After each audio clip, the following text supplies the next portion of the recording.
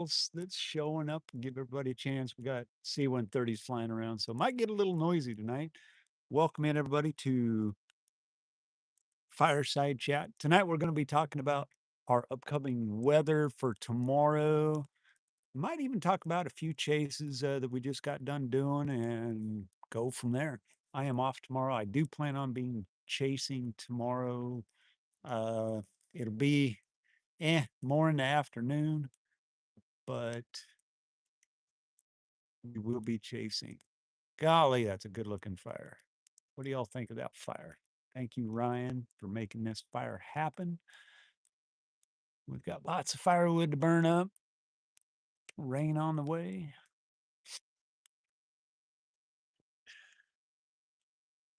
Everybody a chance to get in here.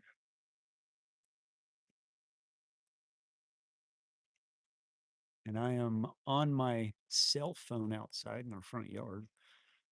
But welcome in, welcome in, welcome in. Give everybody a chance to get in here. Can everybody hear me okay? That's the main question. I'm not in the chat. I can't see what's happening in the chat unless somebody says something.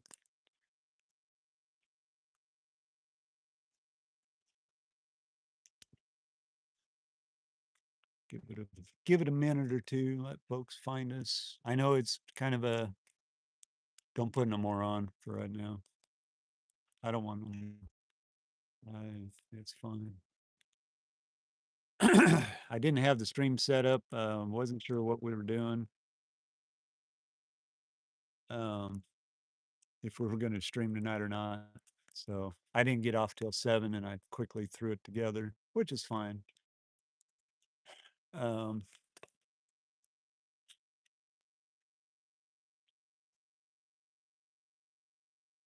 D-Man, good to see you. Good to see everybody in here popping in. Give everybody a chance to pop in, say hey. We got a lot to talk about tomorrow, especially. Uh, Marcy, good to see you. So we're outside doing a live. You're not going to be, I would flip the camera around, but you really would not be able to see me. Hi, Tammy. You would not be able to see my face, I don't think. Yeah, well, there's my face, is what you get. Uh, that's what I look like. Got a lot to talk about, actually. Hey, Joseph, Two Step. Thank you for joining us. Thank you for becoming a Two Step again. Appreciate that. That's awesome. Everybody throw a big W or a big W's in the chat. Andy, Two Step for 6 months. Great, great, great. Oh, thank you. Keeping us going out here. Like I said, I'm going to have to go over here to the shadow. We will be chasing tomorrow. Got 6 folks in here. Spread the word. Let everybody know. I actually posted it on Facebook, on my Facebook. Yeah, see, it gets really dark really fast. That's why I don't do this a whole lot. Anyway, so we'll get going. We got 7 folks in here. Good deal. 7 likes. We're awesome. You guys are awesome. Thank you for supporting the channel. Thank you for supporting us as we try to chase whatever we can. Opportunities tomorrow. I got the day off. We will be live tomorrow afternoon. Here comes. And in about 3, 2, 1, we're going to have the compliments United States Air Force C-130s flying over. So it's going to get noisy. You'll be able to hear them in the background. I knew there was another one. We just had one fly over. So hang tight and enjoy the noise.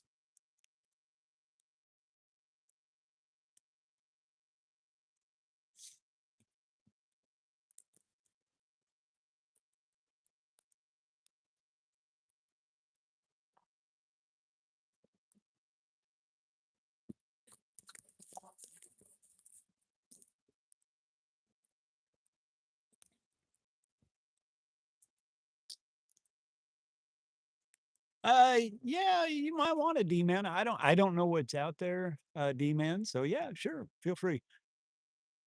It's the sound of freedom. You're right, Tammy. Timing for tomorrow, Joseph, should be in the afternoon. From what I was seeing on all of the models, guys, we're looking at it's kind of a two-edged sword kind of a setup. I mean, we've got a good triple point up north, but I don't think anything's really going to fire up north. I think it's all going to stay central south. We are in we've got a like a 30, we're in a SIG 1 hatch for tornadoes tomorrow alone, let alone large hail, damaging winds. Um, tomorrow, it could go big. Oh, pardon me. Um, tomorrow could really be promising, as far as at least getting some liquid sunshine. Um, hey, Justin, good to have you here. Glad you showed up. As far as what the weather's actually going to do, everything, it's going to be hit and miss. So being in the right place at the right time, we should see some supercells. Now whether they go tornadic or not, that's kind of up in the air. Um, Not a problem, Joseph. Glad you're here. Um, but it's just going to be one of those things that it's almost a conditional setup. It's either going to do it or it's not going to do it. Um, yeah, last week was yeah. I did not get out. I had to work. I had to work last week, and man, I was I thought about calling out, and then I was like, nah, I need the money. I need to work, and that, and and fortunately enough, I made the right choice. But overall, um, I have to pick and choose, and my days off really have to really be in line with the weather.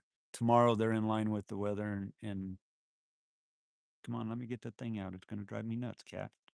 Got a little fuzzball in there. Um, so tomorrow, like I said, we really could see some very severe weather. Um, it- I don't want to get my hopes up because every time I do, it's like, oh, and then it blows out and bombs, and we're running around doing nothing. So I think it's a low threat for tornadoes. I really do. I think we're going to probably see more wind and hail, possibly. It's not a big weather event, but it's going to be significant enough that you know uh, things are going to happen somewhere in the state of Arkansas, somewhere within the area. D-man, the models that and I've been looking at the HRRR, I've been looking at the Rufus and the NAM 3K, and literally they're all there's one particular place down in southwestern Arkansas, like right around Mena area, um, like the HRRR at 8 o'clock last night, and I just looked these up while I was actually at work. Shh, don't tell nobody. But and I was looking at them when I got home. Same thing. At about 8 o'clock down around Mena.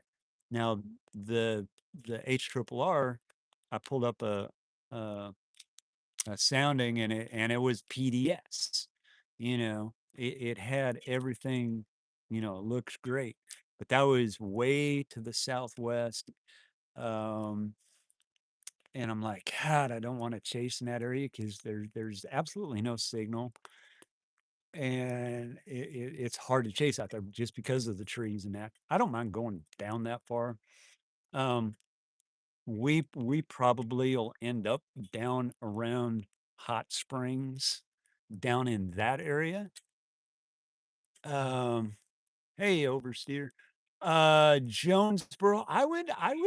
I would stay heads up. I mean, this has, from what I saw in all the models, and they all kind of agreed, I wouldn't put no more in it right now.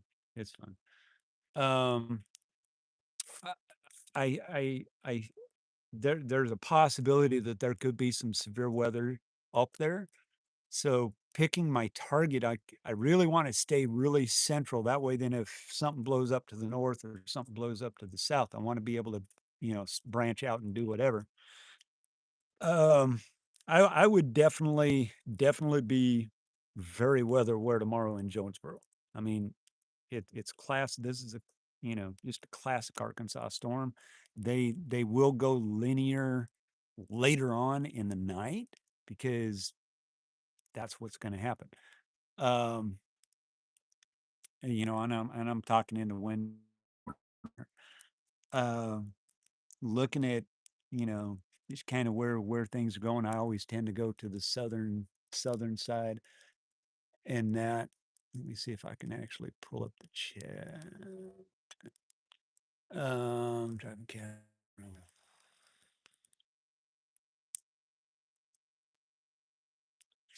Um, Justin, what congratulations on the new job. Yeah, well, I mean, you can always, if you're out running around, I mean, as a civilian even, there's a great app called MPing. You can download that and you can actually, if you see 1 inch hail or inch and a quarter, technically is supposed to be reported, but you can report pretty much anything on MPing, and that does actually go to the NWS local, you know, area. I believe either that or it goes to Oklahoma over there, but they get that report. That's always a good one. Hey, Rich.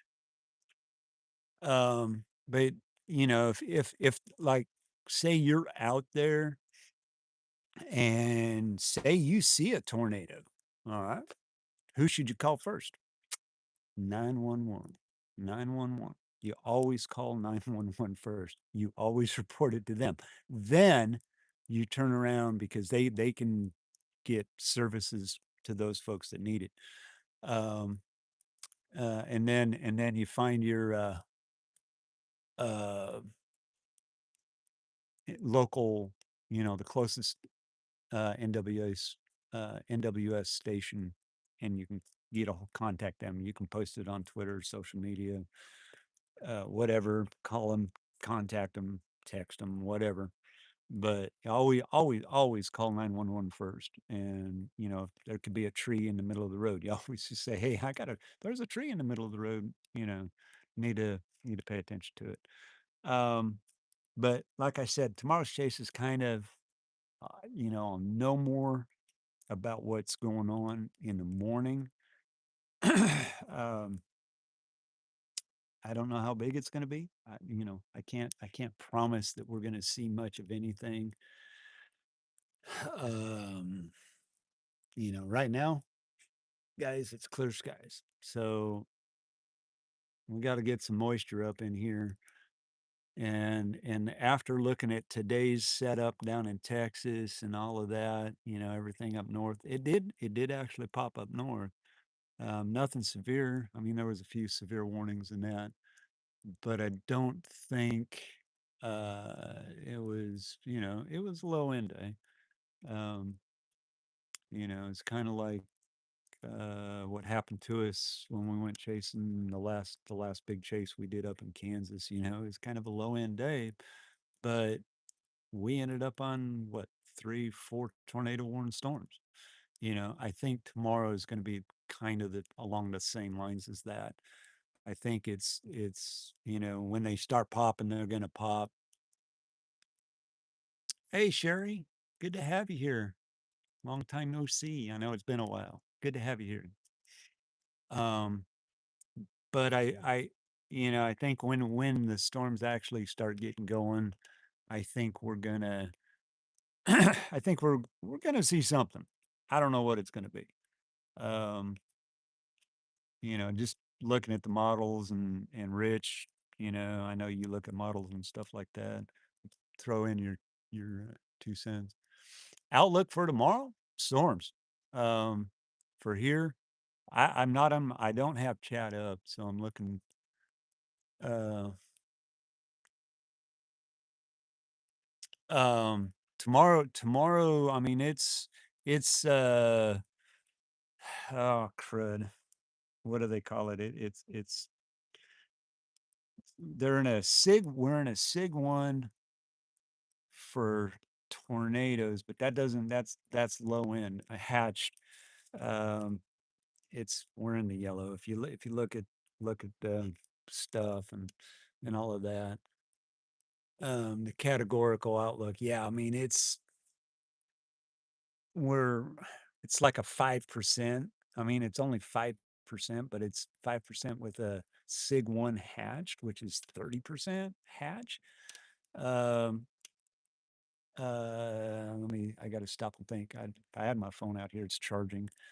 Um, hail again is like at a 5%. I mean, there again, it'll be a very low end day, but it has all of the possibilities of going, big. It's going to be very conditional if things can get going and when they get going. What happens. Looking at the models, every one of them has a dry line out to the west. Yeah, yeah. So have I, D man. I've seen tornadoes in a 2%. Granted they're low end EF1, maybe a EF2.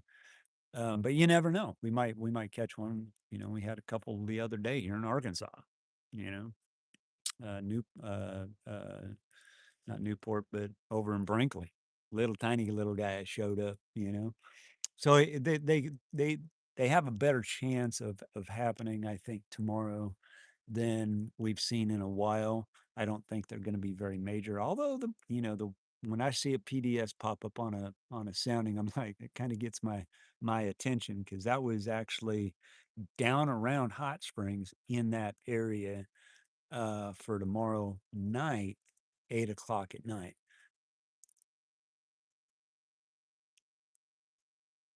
Um, so so I think we're going to probably end up down around Hot Springs somewhere.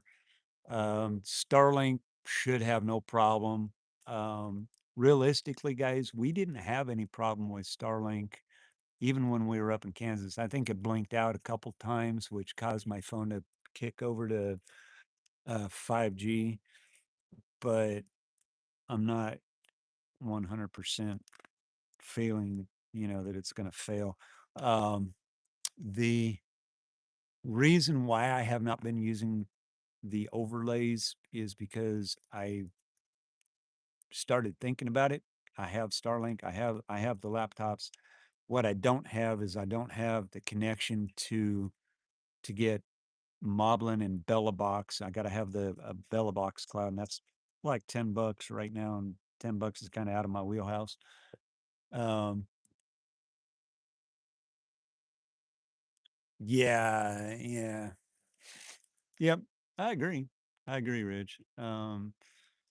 But so that's and until I can get that squared away and kind of secured a little better, probably won't be using the laptops and the overlays. And I actually had the guy that actually created my overlays says, well, why didn't you use it? And I was like, dude, this is kind of where I'm at right now. It's all about money right now, and gas prices are freaking astronomical and rising as we speak. I came home from work the other day, and the one place that I kind of like to go and get fuel from local was up to, I know it sounds low to most people. It was like 3.95. I've hadn't reached $4, but it's like, and then I realized it was the only place in town that went that high, and I'm like, but our fuel prices are hanging out at about 3.90 right now. So you know, filling up the car a couple times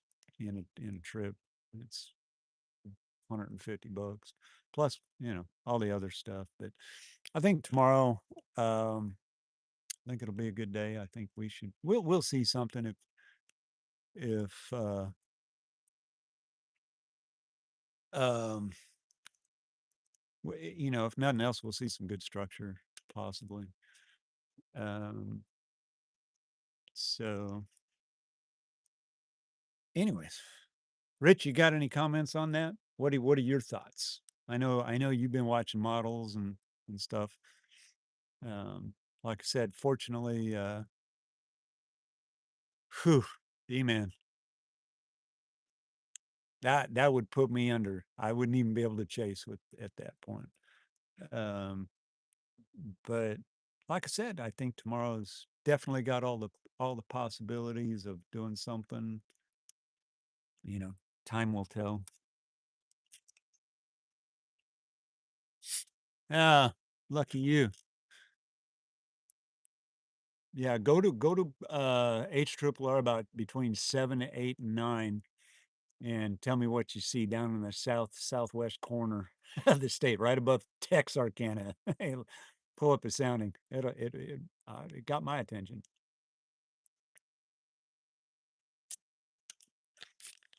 And like I said, these are just models. You know, how many times have we looked at models in the last couple months and everything been saying it was, and then it went haywire and really never did anything. That was kind of like uh,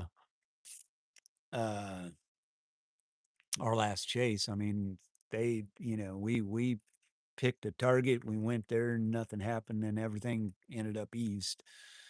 As the night went on, and I have a feeling that's what's going to happen. Obviously tomorrow. So I don't want to get too far west, but I think the southern play is going to be the play tomorrow. uh, for us here in Arkansas. If anything happens up north, I think it'll be a bang, and then it'll probably go away. Um, but the dry line, yeah, it's a big dry. It's very broad, and I was like, yeah, you know, jeez, I don't know what I would do if gas got over $4 a gallon. I would panic. I would be riding a bicycle. Um, but you know, we're gonna have fun. It's just a chance for us to get out, guys. I want to tell you, we did go chasing up in Kansas. Um, God, when was that? Was that last weekend? I think it was. I've done forgot. But we ended up in Missouri, and I got to be honest with you, that absolutely was one of the funnest funnest chases that we've done in a long time, because it was our thing. We were doing our chase. We weren't, really relying on anybody else. Yeah, there was a whole bunch of folks out there.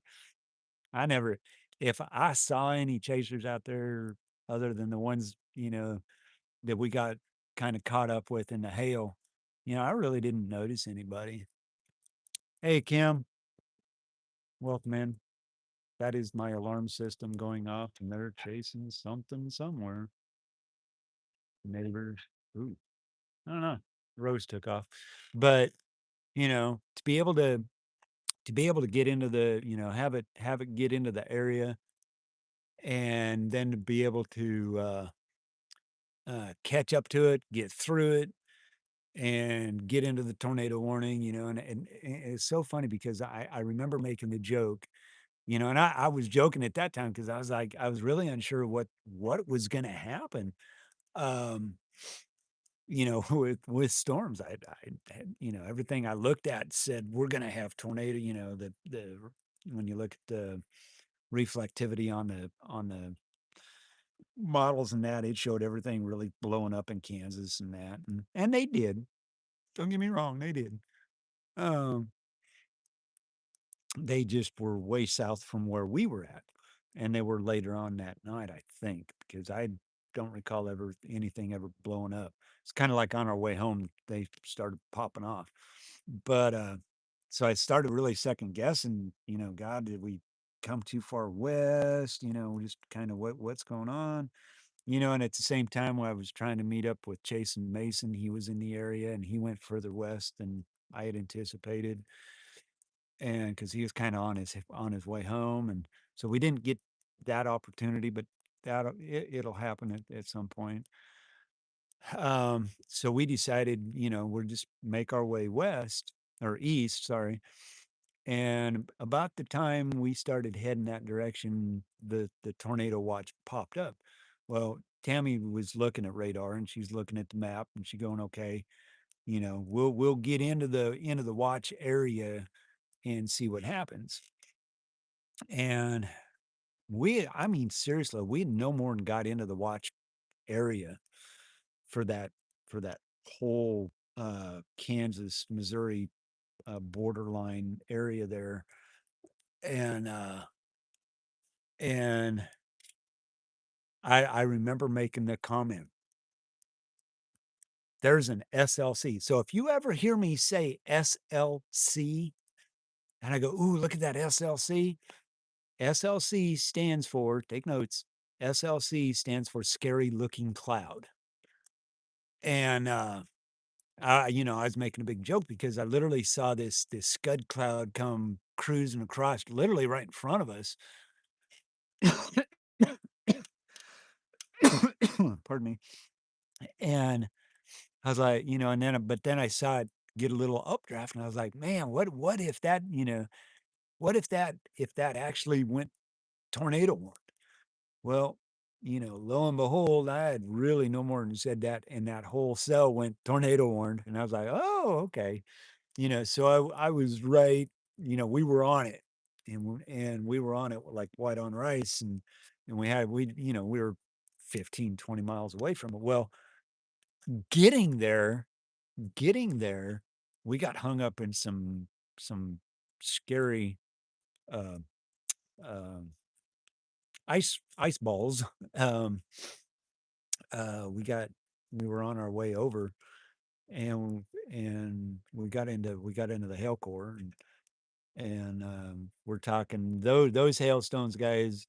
I know you probably couldn't see it on the stream, and if you did, they didn't look very big. Oh, they were big. I mean, we had a couple thuds on the top of the car, and I went, "Oh God," I mean, we're talking golf balls, maybe a little bit bigger, and there was some random ones, and was like, "Oh God, here we go. We're gonna blow a window out," and that's when we got to that gas station there, and I pulled in back, and I couldn't get to a safe place, and I that's when I backed up and tried to get behind the building. We looked at that motorcycle for quite a while, and kind of cleared off, and we got in. We got actually, it wasn't really undercover, but the way the hail was blowing, it really did help us. But there was some big stones dropping out of there. Um, most of that was, well, hi, Holly. Most of that was like quarter size. It's got real loud. Um, and that, and yeah, yeah, it was about that. Uh, yeah, that was about the time you said that. I was like, man, I'm trying to get under the canopy. There was just so many people trying to get, into safety in that, and the one thing, if you ever get in a hailstone, whether it's if it's a large, you get into the 2-3 inch stuff, you just kiss your windows goodbye at that point, especially if they're wind driven. But something like that, where they're, golf ball, ping pong ball size, what the best practice is to face into the storm, you know, and that way then you don't sacrifice your side windows because they cost more, and your actual windshield will take it a lot better, which was what I was trying to do. There just happened to be a dumpster in my way, and I couldn't see behind me because people were coming in, and so we just rode it out. And then we took off, and we're trying to catch back up to the storm, and that's, we saw the hail and on the road, and I mean, it looked like it snowed, and we got, the further down we got, the worse it was getting. We had hail fog, made it really hard to drive. And you couldn't go fast just because it was slick out. And then we finally got, you all right? You all right, Rupert? Uh, we finally got through all to Buffalo. And I didn't, and the funny thing is, I had no clue of what state I was in. The phone didn't go off. Welcome to Missouri. You look, we're looking at maps and that, and I thought we were in Kansas, and we were for a little while. But when we got over in the Buffalo area, I was like, we're not in Kansas no more, are we? Um, and we got over to Buffalo, and we rode that whole storm all the way uh, down south. I mean, it was not a linear, so to speak, but it just broadened out. There was some rotation in it, yeah, da da da. And once we got down uh, down towards Buffalo, and because I was looking at the cell, because if you go back and you look at that stream, we were literally splitting two storms. There was the big storm that we just encountered, and then there was another storm coming up behind it. And I was telling David in the back, or Ryan, I was like, keep an eye on that storm, because this could be a situation that we don't want to be in. Right. And so, trying to keep an eye on both storms, because the one did go tornado warned to the north. I was like, oh, well, and then it started fading away, and so we started heading south. At that point, we got down to Buffalo. Well, that storm went tornado warning. I was like, here we go. This we're in a good place. We're coming out of the north. We'll beat it down.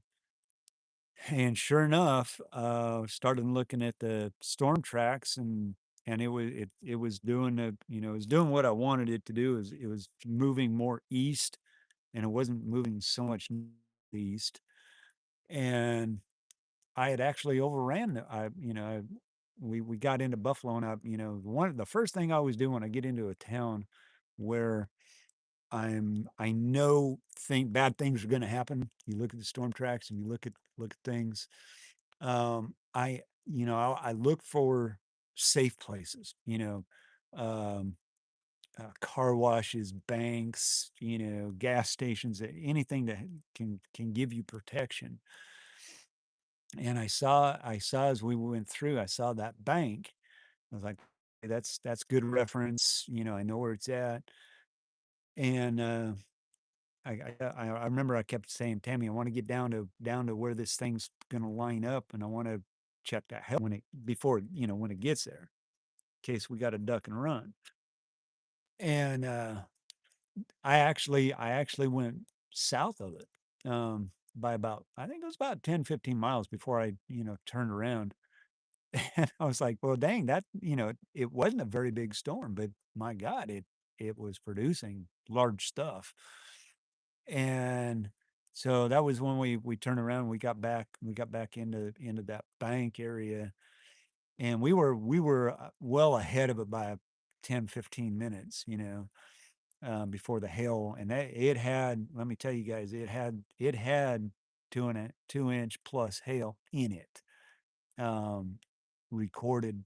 I was like, ooh, I don't really want to be in that. So that's why we held up at that bank, because it had it. Um, yeah, I don't know uh, why my spotter dot was, and it could have been the Wi-Fi. I don't know. Shouldn't have been, because it probably was the Wi-Fi. Because my phones automatically kick over to the Wi-Fi. Um, but we sat there and was watching the lightning come in, and I said it, man. You know, first hailstone drops. Well, that first hailstone, that was a 1-inch hailstone, and I was like, no, there's bigger behind that. And that's when we got up underneath the canopy, and oh, 369. That ain't bad at all. That's actually doable. We rode that storm out, and then it it literally went tornado warned while we were underneath that awning. And I think they I don't think it had some rotation in it, and I really wasn't worried about the rotation, I was more worried about the hail threat. We and I'm thankful we did, because there was some large stones. It was so loud, was, 'cause, I couldn't roll the windows down too much, but it was blocks away from the siren going off, and I could not hear the siren. That's how loud it was inside the car, so you can imagine what it was outside. And, then and the rain and that, it rained ungodly amounts of water. And, that was when I noticed the river flowing next to me. I was like, "Gosh, are we gonna float away?" And then I realized we're on an incline, it's running down, and it's like, "Man, this is gonna get crazy." And about that time, that's kinda when I jumped out, um, kinda jumped out and showed y'all the water flowing, and I mean, there was a lot of water, and just how windy it was, blowing the rain curtain off the building, the cascading water. It actually was blowing that water off center by about 2 feet, and I was like, "Okay, this is almost over." And, and that and it really was, and people thought I was nuts, you know, I did the chicken dance. I think I did a little chicken dance out there. I was like, "Yeah," you know, and, they thought I was nuts, "Why is he getting out there?" And I'm like, "Yeah, well, you'll figure it out." And, 'cause there was some others there was another spotter over there. They knew what they were talking about because they told the gal, "Hey, it's all clear." They were in the big pickup truck, 2 lanes over. And, and then when we pulled out, I was like, "Okay, we're good," because I radar that much at that point. 'Cause usually when the storm's passed, you don't ru I didn't look at the radar like I should have, or I would have stayed there.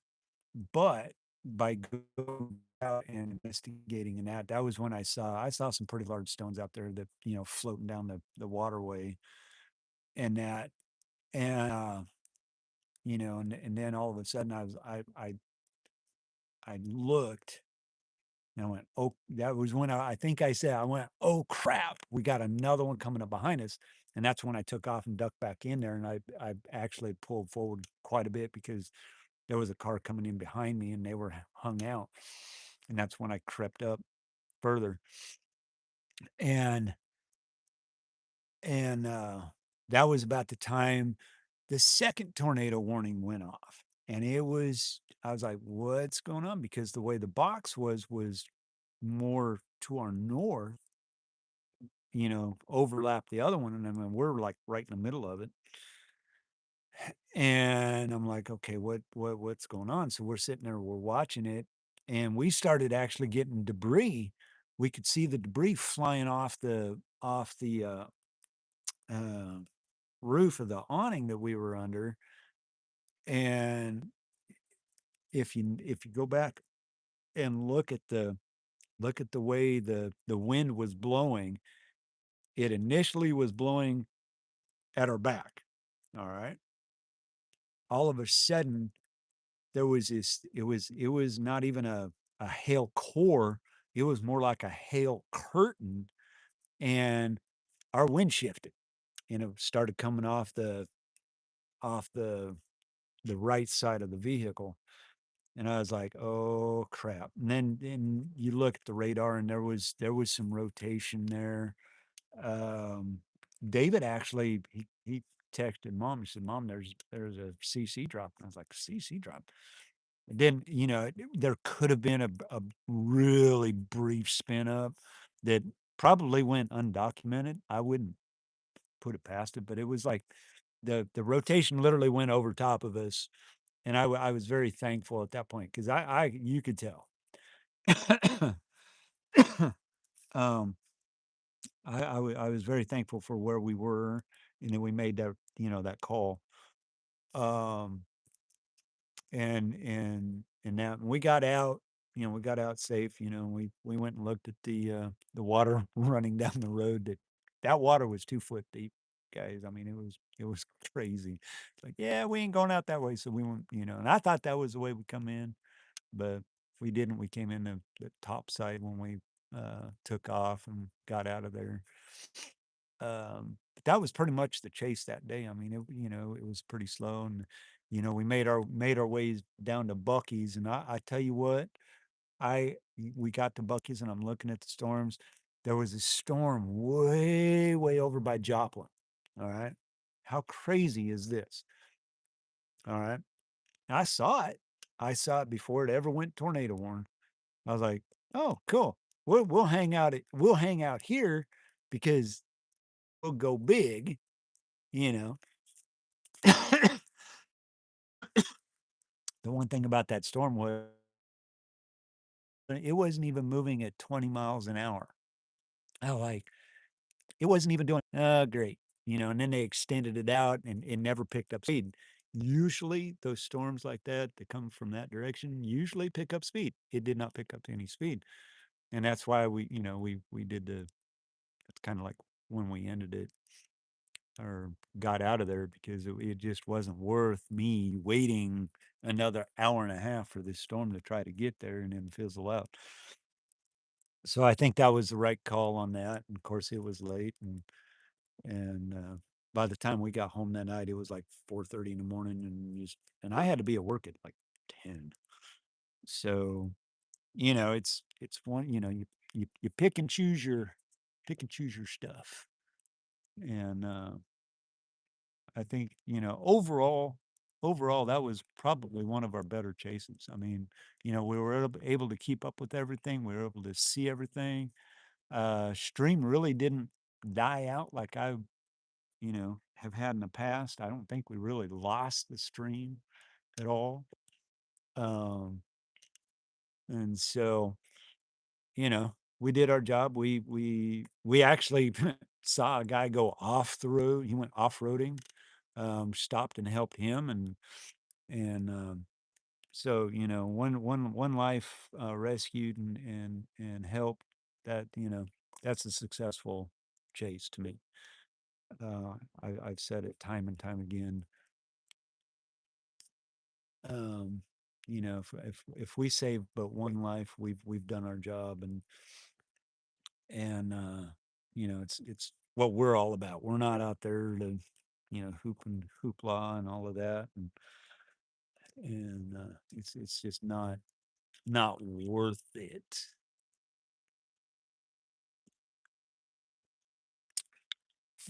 But I can honestly say from here on out, we're going to be chasing a lot in Arkansas as time goes on, as we can, as we're able to.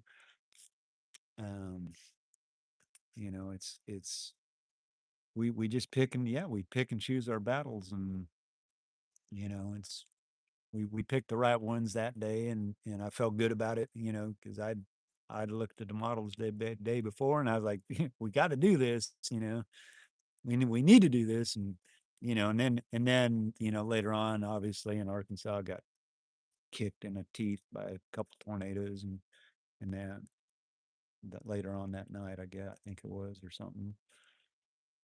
Um, but people ask me why. Well, why didn't you chase those other days? The days after that, and I was like, man, you have no idea what we endured to get to Kansas. We were up at 2:30 in the morning. We left at 2:30 in the morning. We got up there, got set up. By the time we got home, it was 4:30 in the morning, and no sleep. We didn't take time to take a nap or anything like that. We rested, but you can't really sleep. There's too much going on, and so literally, I was up for about right at 28 hours that day, um, which for me, that wipes me out, guys. That literally. drains me. And I had to go to work that next day, so I ended up with about 6 hours of sleep, um, and going to work and then so yeah. Would I do it again? Hell yeah. Am I going to do it tomorrow? Yes, we are. We're going to be out full force. I know there's going to be some other chasers in town, so in and around the area. I don't know where they're at or what they're doing, but I know a few that are going to be out there. Uh, Mind, we are going to Pennsylvania in July, Lord willing, and gas prices don't rise too much. We are planning on going up to the Para Storm Festival. It's a 1 day event up somewhere up in Pennsylvania that I've never been to. You're right, Tammy. They really don't get it, and I express that as much as I possibly can. Everything I do comes out of my pocket. Everything I what you see is what you get. You know. Um, you going, Kim? Yeah, Tars, PA. You gonna be there, Kim? Cool. We will be there with bells on. They know we are from Arkansas. No, my neighbors. Um, but yeah, we're planning on that. We will be doing a live stream going up there. Not sure what we're gonna do. We'll probably do a live stream coming down, coming back. We don't know what we got. I know we're gonna be there through Sunday and leaving out Sunday sometime, but we should be up there like I think it's Friday. Yeah, Friday. We'll be there Friday sometime. Get into our motel, get out, go check where we're actually supposed to be because we're supposed to be there like at 7 o'clock in the morning, getting everything set up. So it's gonna be a long day, but it's gonna be a fun day. I thought about trying to live stream, just set the camera out, live stream it, you know, let people see what's going on. If there's any kind of music, I probably, I gotta obviously take that into. Hmm. Yeah, us small timers are funded by our own pocketbook. So, you know, not that I ever ask for money, but it always does help. Um, your support in being, two-step members or whatever you can afford, that helps tremendously. It really does. We have guys. We are literally 14 subscribers from coming up on 2100. That's the goal for tomorrow. Get that 2100 mark. um and I think we have every chance of doing it. There's no reason why we can't pick up 14 subscribers tomorrow. um I'm gonna have to go.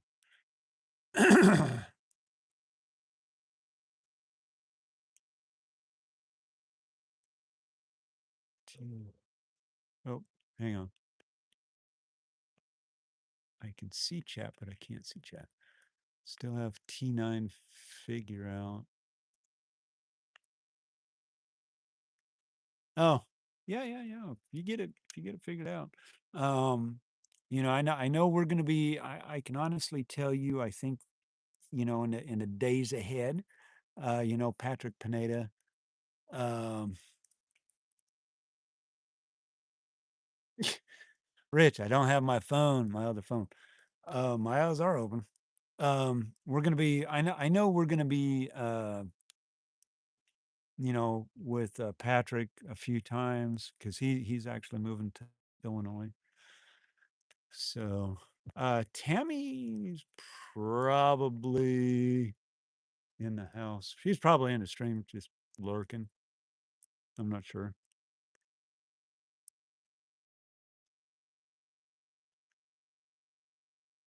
but I'm pretty sure we're gonna have Tammy.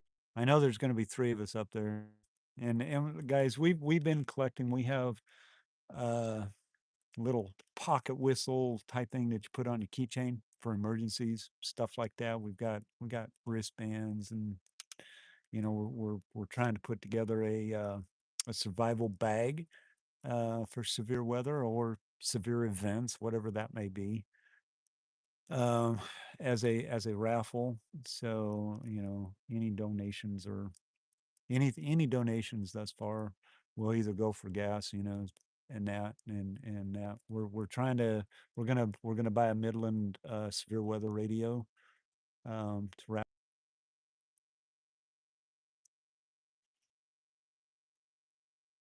We're not gonna purchase that until like just before we leave. Yeah, D man. I mean it. I have no problem. I mean, I've got a bunch of folks around here that they find out we're storm chasers and they go, "Oh, I want to go." And you take them, and I won't. I would take some of these folks, like on tomorrow, but you know, you get when it gets going, they're like, "Yeah, I don't want to do this." I've seen that time and time again. Oh, this is not. I don't like this. Well, you're stuck. You can't just walk home. And I tell them, um, first of all, you got to be 21. I won't take anybody under 21 unless it's my boys because they know what's going on. Um, you know, um, I tell them what's possible and how it's going to play out. If it plays out and we get into a tornado, you better be ready to pucker up. Hey, Julie.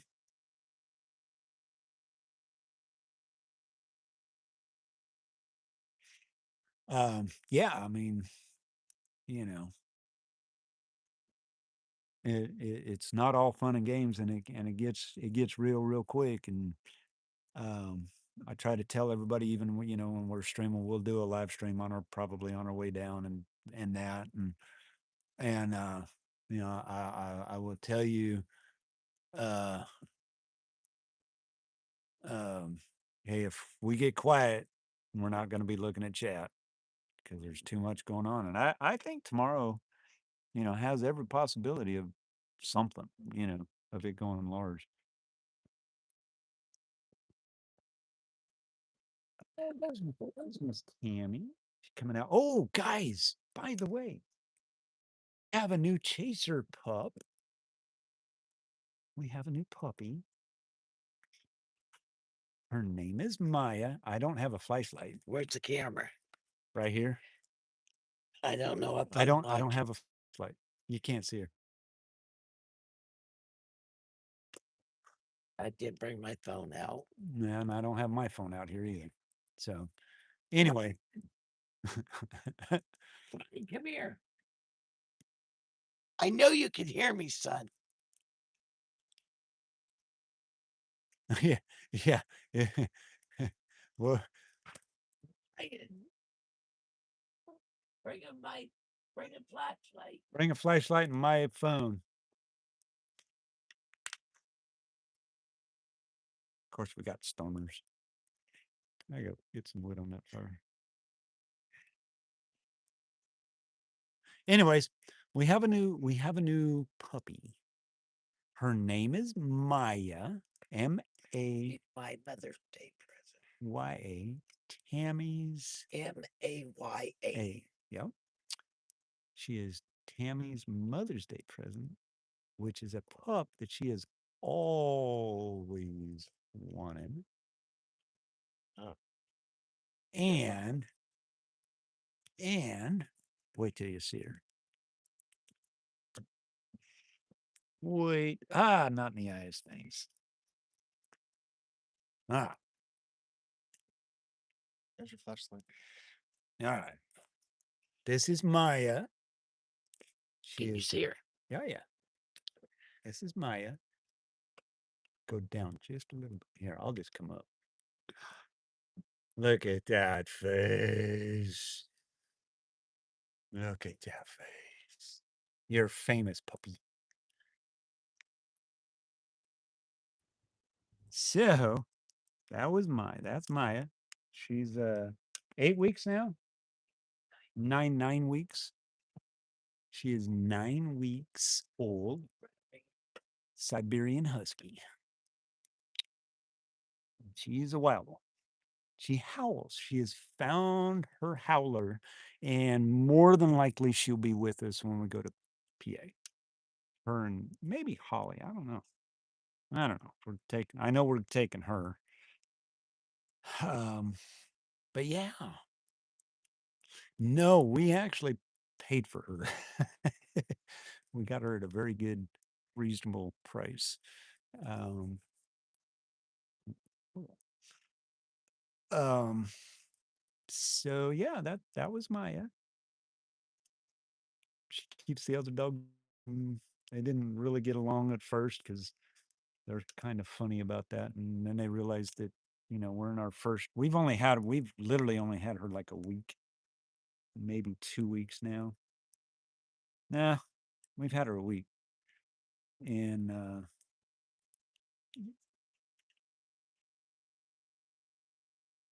she has both eyes are actually blue. I mean, I have a that I have a picture that I will post on Discord um of her when the day we got her. Yeah, we've had her 2 weeks. Um and both of her eyes are oh my god, they are sapphire blue. I mean, they are, yes, ice blue. They are, I mean, I have never seen a dog's eyes that blue, you know. Um, but yeah, she's a good one. She's a good one. She keeps Miss Holly Berry here, who's in my lap, keeps her well entertained. Very well entertained. And so, with all of that, that was we just did a recap of the last chase, which I've kind of been wanting to do.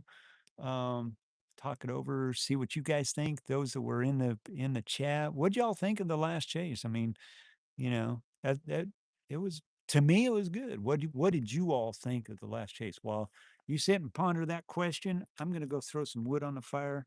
Be right back. I gotta kind of stretch my leg. Ponder that question. Flashlight, triple dogs.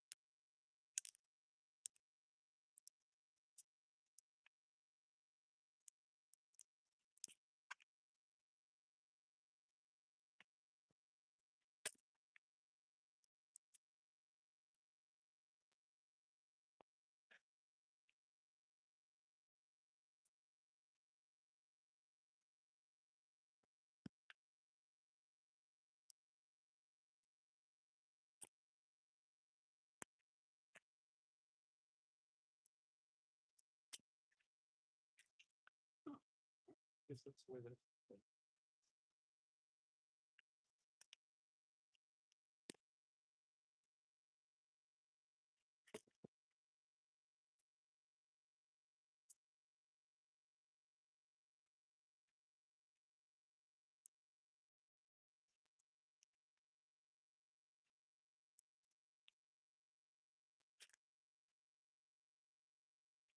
Huh.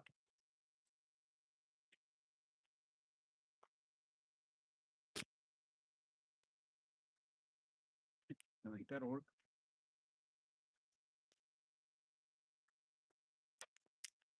All right.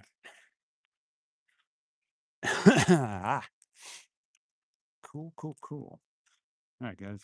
I'm gonna jump into chat. I think my phone is where I want it to be. Yep, 100%. Sweet. Ah, that's good.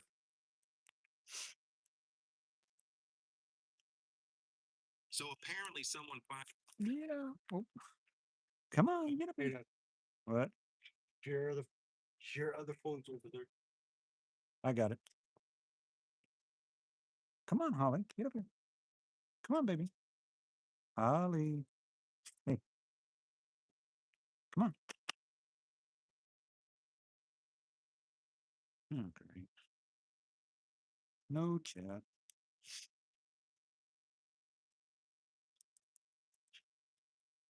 There we go.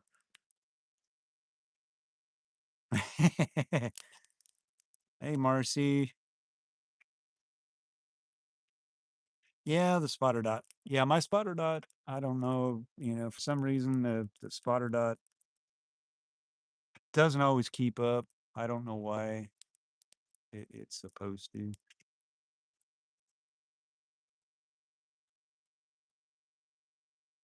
Um,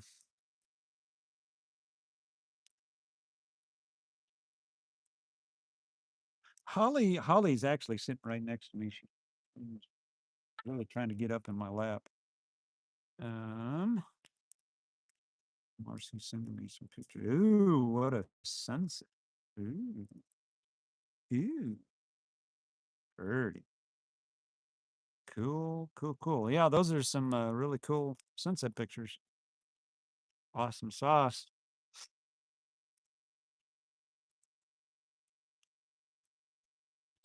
Now we got us a fire. Now that's a fire, guys.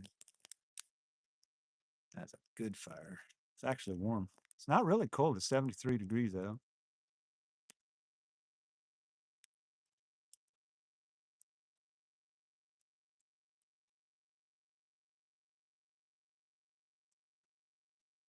Da da da. I'm just catching up on chat. Oh, and I have some other sort of sad news that I've been reluctantly uh, wanting to share. We lost our other chase vehicle. I won't go into details how, but it is no longer with us and I'll say this is probably sitting in a scrapyard somewhere. Some joker decided to park his car in the middle of the freeway and decided to crush the front end of the vehicle. So we no longer have the Renegade as a chase car. The driver of it is okay. Thankfully, got the call at 6 o'clock in the morning as somebody was going to work and said, "Dad, I've been in a wreck." So we went and rescued him and all of that. But we no longer have the Renegade chase vehicle for wintertime chasing. So we are now down to one vehicle. Well, two, including my car. But it's all good. It's all good. They totaled it out. They're paying for everything, so I'm not out any money. The pictures of the car didn't look to be that bad, but I think there was some frame damage. I'm pretty sure there was some frame damage done to it. Put a little ding in the guy's truck. It was a lifted truck and barely put a scratch on his car. But his bumper went through the grill of our car.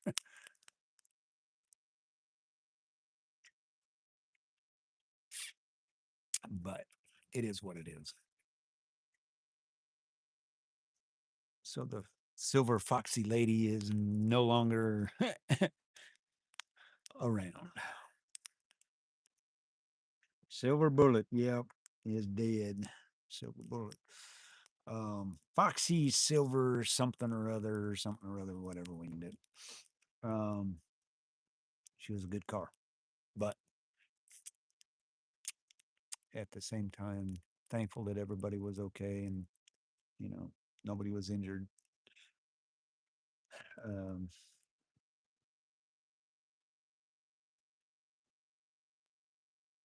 yeah, Rich, I'll shoot pictures of the car.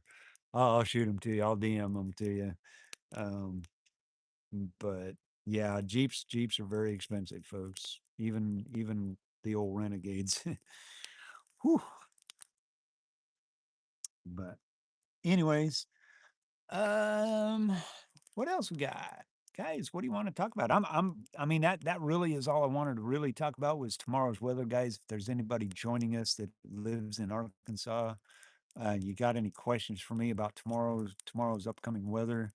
Uh, let me know. I actually have my chat pulled up. I can see it. This is what this is all about is I feed off the chat. Whatever's going on in chat, that's what I talk about. Um, I've got all night. Not really gonna,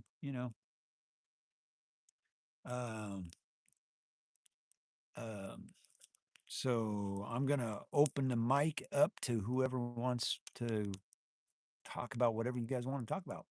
Um, weather right now is really kind of weird. I will agree. Um, we just, had a big event. We had a bunch of big events. April was kind of weird um, in a lot of ways that um, just were weird. I mean, the SBC throws these enhanced out, and thank God they didn't throw any enhanced out because it seems like every time they throw an enhanced out, it busts or just it's not right. I get why they do it. Don't get me wrong, but it kind of jinxes everything, if you will. Um, but so I'm happy for tomorrow. I think it's gonna do what it's gonna do, obviously, but I think it has every possibility of throwing something out there that kind of unexpected. Um, not really trying to get my hopes up, but I am sort of. It's kind of like I said earlier, it's a two-edged sword. It could go big or it can go home and not do anything. So, but mic is open if you want to. What do you guys want to talk about? This is your chance to get a conversation going. Um,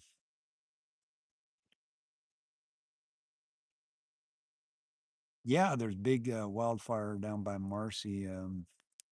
Let's see how much of that have they got contained, Marcy? Let me look it up on watch duty. See what's going on. There is a big wildfire, or was relatively big. Where in the Hazen Fire? Ooh, Hazen Fire now is up to 992 acres. Winds are out of the southwest.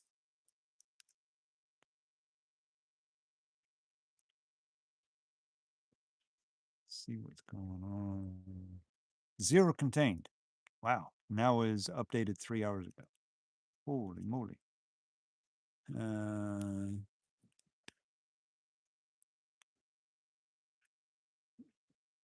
Firefighters patrolling both the southwest side. Da da da da da. Yeah. So they'll get it under control eventually, and kind of it's kind of one of those that got to let it do its thing. Bet the people in Buckeye are watching it because it really is not far from Buckeye, Arizona, or Valencia, looks like. So, I'm pretty sure those folks are kind of on edge. I've been around wildfires where they were within 5 miles of my house. It's a scary feeling. Um, in that.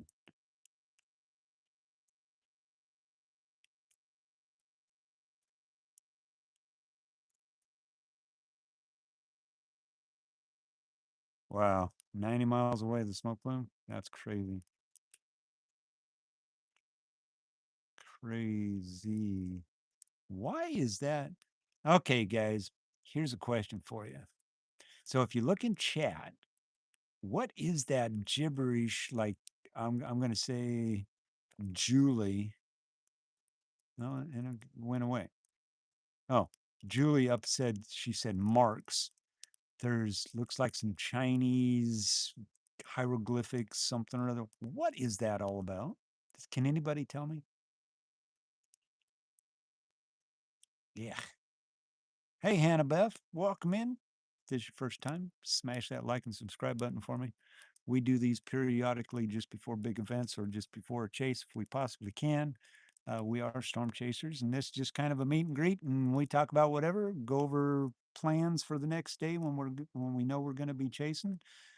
Um, and that's what we're here. And this is a campfire, literally right out in my front yard. I'm in Cabot, Arkansas. Good to have you here. It's Julie practicing karate. Yeah, I mean, I just saw that. I'm like, what? What is going on? What is going on here? Yeah, not it must be on my side. I don't know. It could be. I have no clue. Have no clue of why it's there. But see something I noticed. Let's see. Hey, Hey, there's a good picture on Discord. oh, on Discord. On Discord. Anyway, somebody sent a picture. Oh, yeah. So go. Everybody jump on Discord. Go over to where the fireside chat, and you'll see a really good picture of Maya.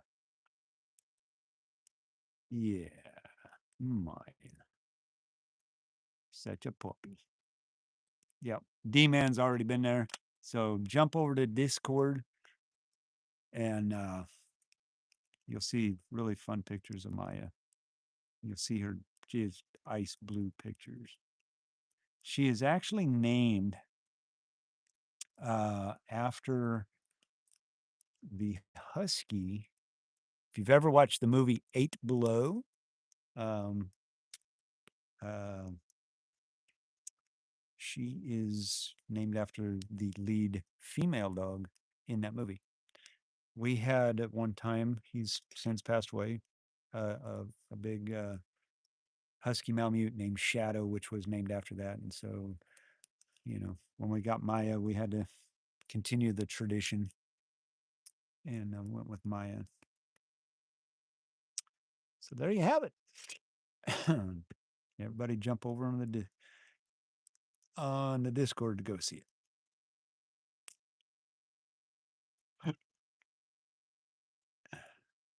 Why is my stream? There we go. Lagging. Shouldn't be lagging. Oh well. Anyway, how's everybody doing?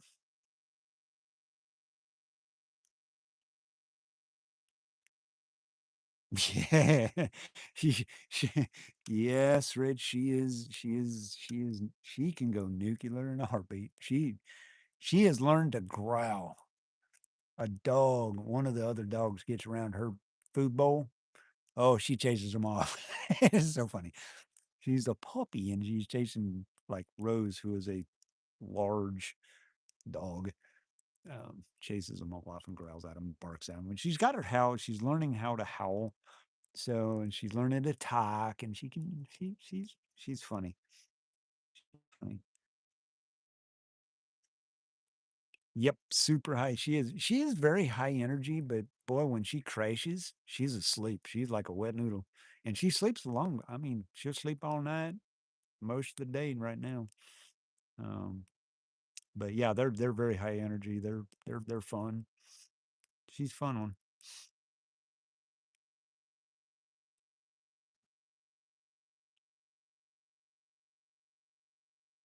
Yeah, D-Man. I mean, I think it's appropriate. I mean, it is. Oh,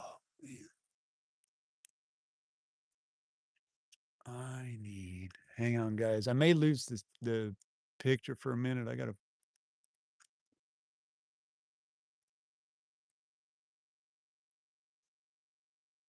I have no way of finding out battery. Oh well. I gotta get my charger. Oh, nice. T9. Oh yeah. May the 4th be with you all. There. And may the Sith be with you tomorrow. Little humor there. I don't know if I did it right, but it sounded good. But anyway, yeah, so that's what's going on, guys. I mean, weather for the next somebody asked me a question earlier, what the outlooks look like for tomorrow. Let me get on there.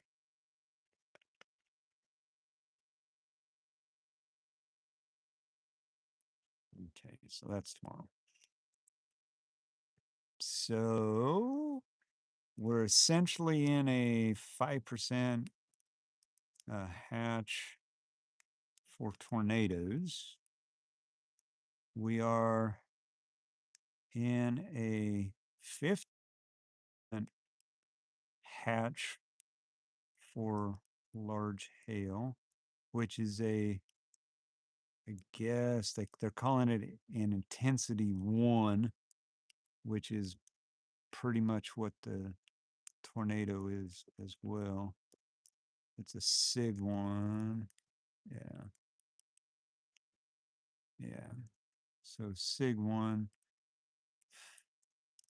So pretty much all of Arkansas. I mean, there's a big stretch for Arkansas. Goes all the way from basically the southeast corner or the southwest corner to the northeast corner of the state through pretty much all of central Arkansas. So, and then the wind threat. Let me look at the wind threat because there is a wind threat, but that's just we have a 15% chance for high winds. So, like I said, it can go either way. It can be, it's just going to do what it's going to do. And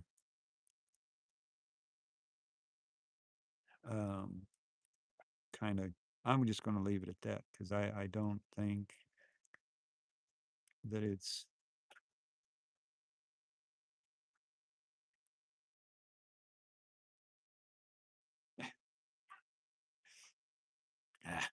why are you licking me, dog?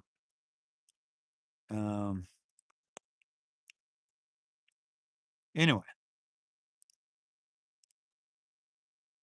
da da da da da. That's what's happening, folks, in the world of us. Maya is actually. Hang on, we got a jet coming in. I don't know where he's at. Gonna get loud, guys.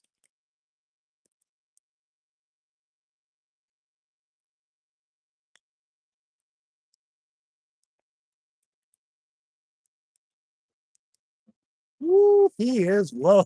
Holy crap. Wow.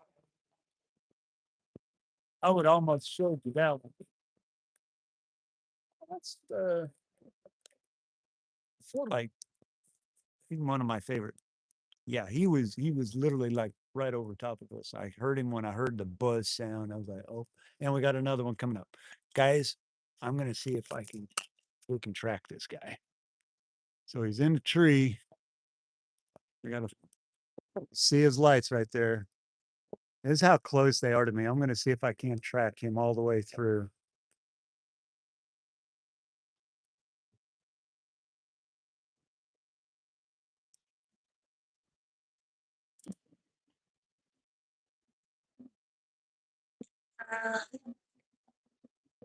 And he's gone.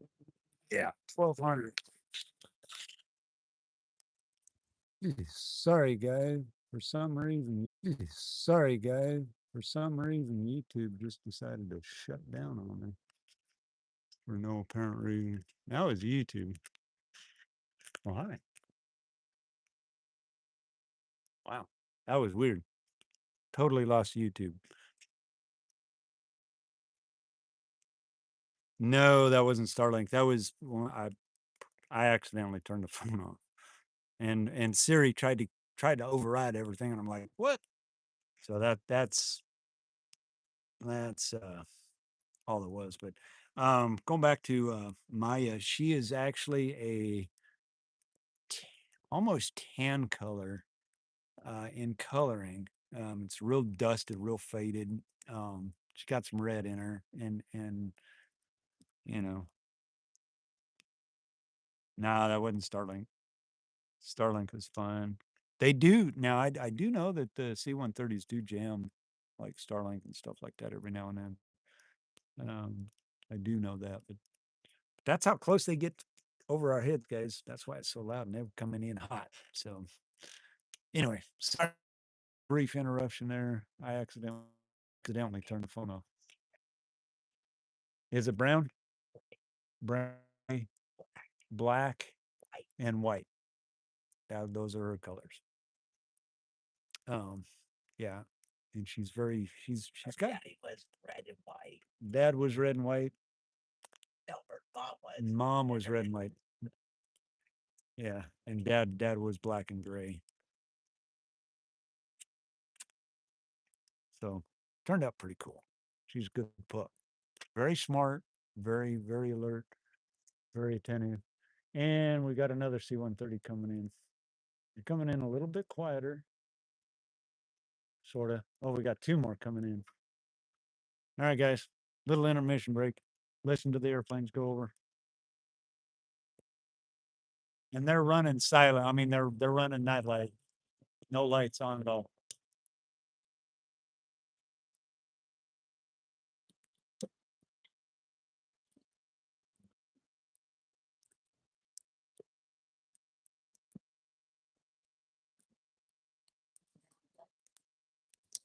Those guys are running nose, basically what I call nose to tail. They're tight formation.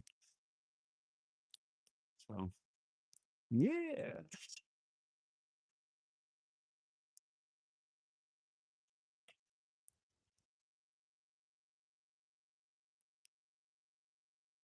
Oh yeah.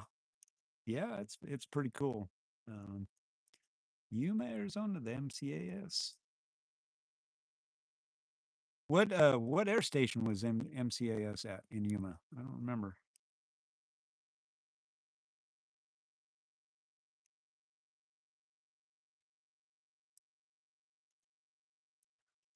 I've only been to one MCAS, and that was MCAS El Toro in Southern California. Back before they actually shut the base down back in '94ish, and managed to. When I was there, I bought an El Toro patch. I still have that patch. It's worth its weight in gold to me.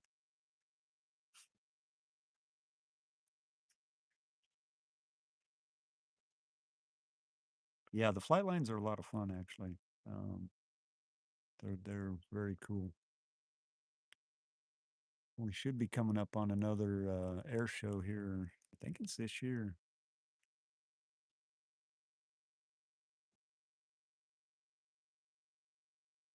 Hmm. Okay. I mean, that makes sense. I didn't know they had a Marine Corps base there, to be honest. But yeah, that's a good looking fire. Guys, we're up to 20 likes. Love having everybody here. Makes it enjoyable. This is very relaxing. Like I said, this is what it's about. This is what we do. You know, sit and talk about whatever you guys want to talk about. I know there's a lot of stuff going on in social media about the weather, weather this, weather that. Guys, I ain't into all of that. I could care less, you know. Um, Oh, okay. That makes sense. Um, so whatever you see on social media, guys, really pay no attention to it because it's a bunch of crap. Um, it really is. I don't, me personally, I don't care what app you use. I don't care what other guy uses. I do what's comfortable for me, and I'm being very transparent. We got another jet coming over. Gonna get loud. He's coming in from behind me now.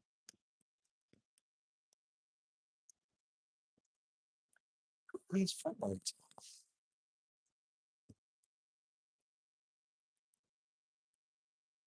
Yeah, the drama. I mean, it's just a bunch of crap. Like I said, I am not. I'm not cheating. I use them all. All right, and there's really not one any better than the other one. Although I've had my frustrations with them.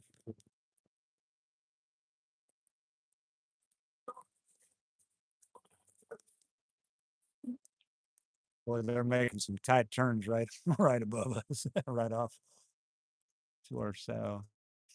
Um, Personally, I look at all of them. I mean, I will pull a phone out and missions with Radar Omega as I have. Um, it's way worth it. I prefer Radar Omega. Um, Problem with it is it slows down when there's a big chase on it. It does slow down. So I use Radar Scope a lot for chasing because it doesn't bog down and it shows you what's going on. I've used the Weatherfront app. I've got that one. I've got multiple apps. If one's not working right for me, I can flip to another one. I don't care. They all do the same thing basically, and they all get their information from the same place, National Weather Service. So why the beef? You know, who cares who sponsors who and who does what? And yeah, it would be great to be sponsored by these guys, some of them, but do I expect it? No, no. I've talked to them and that, and I've talked to certain apps, and they're like, "Yep, no, we're not doing that right now." Okay, but you are now, you know, and so it is what it is. I'm not gonna get my underwear in a bunch because what somebody said or they changed their way they do things. I'm like, whatever. I'm still gonna do what I do, and we're gonna do it to the best of our ability, and that's gonna be it. That's I'm being transparent, guys. There's a lot of chatter out there amongst those storm chasers, and let them have their beef. I don't really care.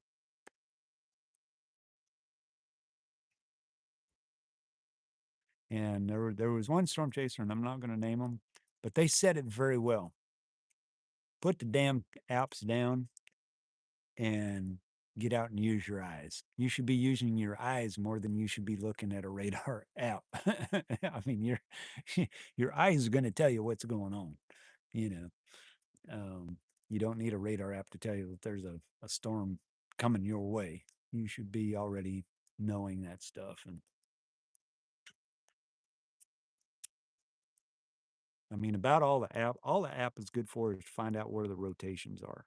Because honestly, most of the time, especially here in Arkansas, you can't see them because they're so rain wrapped. So, that's about all the good a good radar app is for. Um,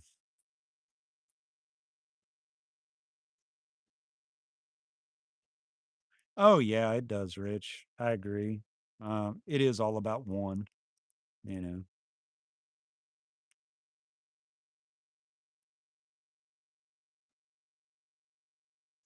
Yeah, I mean, I like I said, I use them all. I'll get my iPhone out and I'll jump on the weatherfront to see what's going on.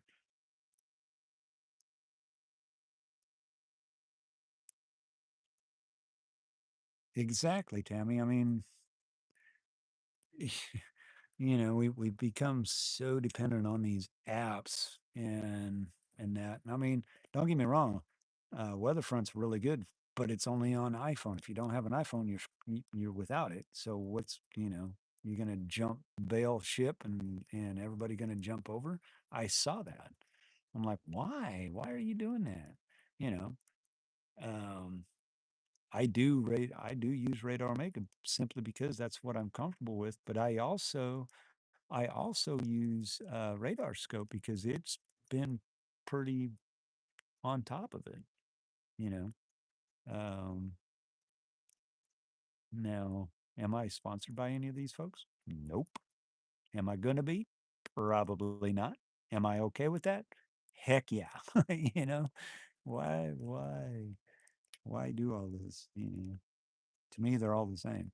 Why get caught up in it and that? And I'm seeing a lot of beef and grief, and it's like whatever. I I don't get the drama, and I don't get half of what's going on. Oh yeah, Rich, I agree. I mean, their velocities are, they're as far as chasing. I would not ditch Radar Scope at all.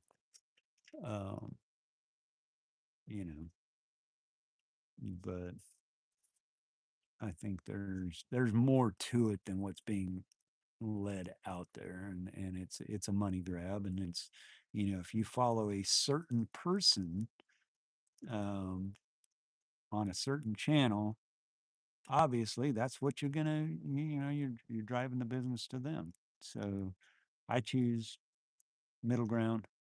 I'm not sponsored by anybody, and I really don't want to be. And I mean, it would be great because that would help chase expenses, but realistically, not really. Um, anybody wants to use my content, as long as they throw my name in there, I'm good with it. And I've told those people that want to use it, do it. Um, I'm okay with that. Just make sure I get the credit. You know, it's that simple. Keep it simple. I try to keep it as simple as possible.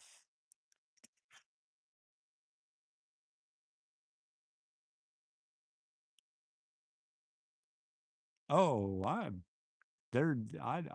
don't doubt that a bit, Tammy. I mean, it's you know, I bet you're right.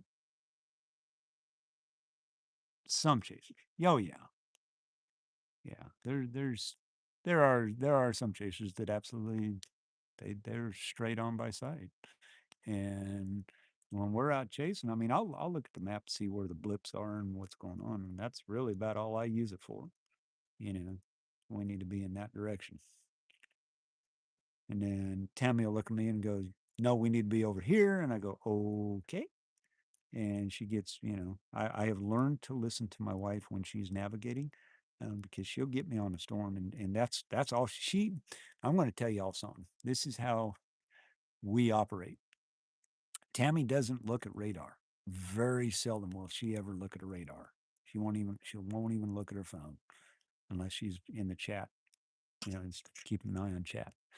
But very seldom she'll look at radar, sorta, just see what's going on, and then she'll say, we need to go here, and she'll get me on the storms. And she's all by sight, literally all by sight. So, and I have learned from my past. Oh, there's a dog there. Wondered what I was kicking. Um, I have learned that I need to listen to her being my navigator, and I have started practicing that. And look, we're getting onto more storms. We're starting to see more, and it's been it's been good.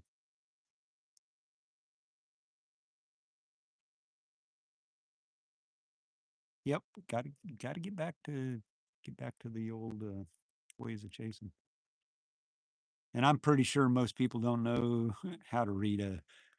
Most of the younger chasers probably don't know how to read a paper map. Couldn't tell you, how to get from point A to point B without Google Maps. I have actually several paper maps in the car, I've got one for Oklahoma. I have one for Texas. I have one for Arkansas. I think. I know I have one for Oklahoma, but I know enough about Arkansas. We pretty much can get around pretty easily.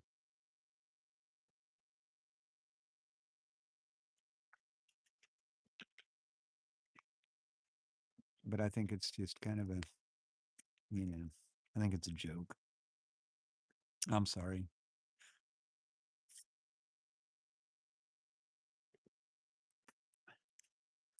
I'm sorry.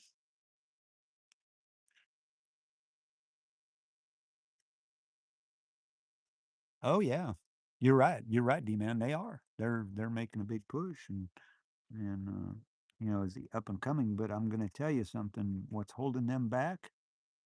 And if they're listening or ever watch this stream, what's holding them back is the fact that they are on iPhone only, and until they get it on an Android phone, they're going to be constrained, and not that many people can do iPhones because they are so expensive.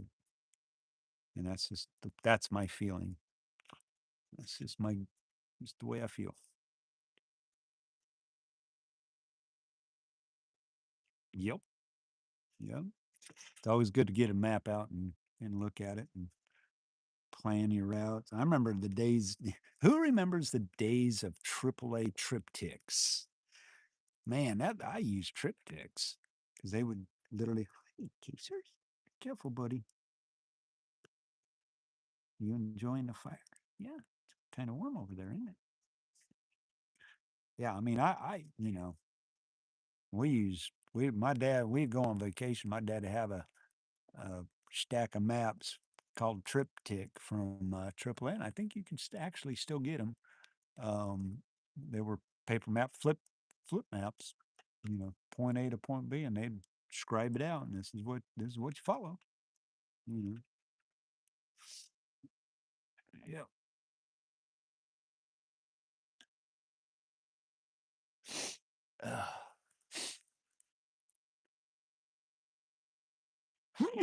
Oh, pardon me. Allergies are kicking, ripping right now.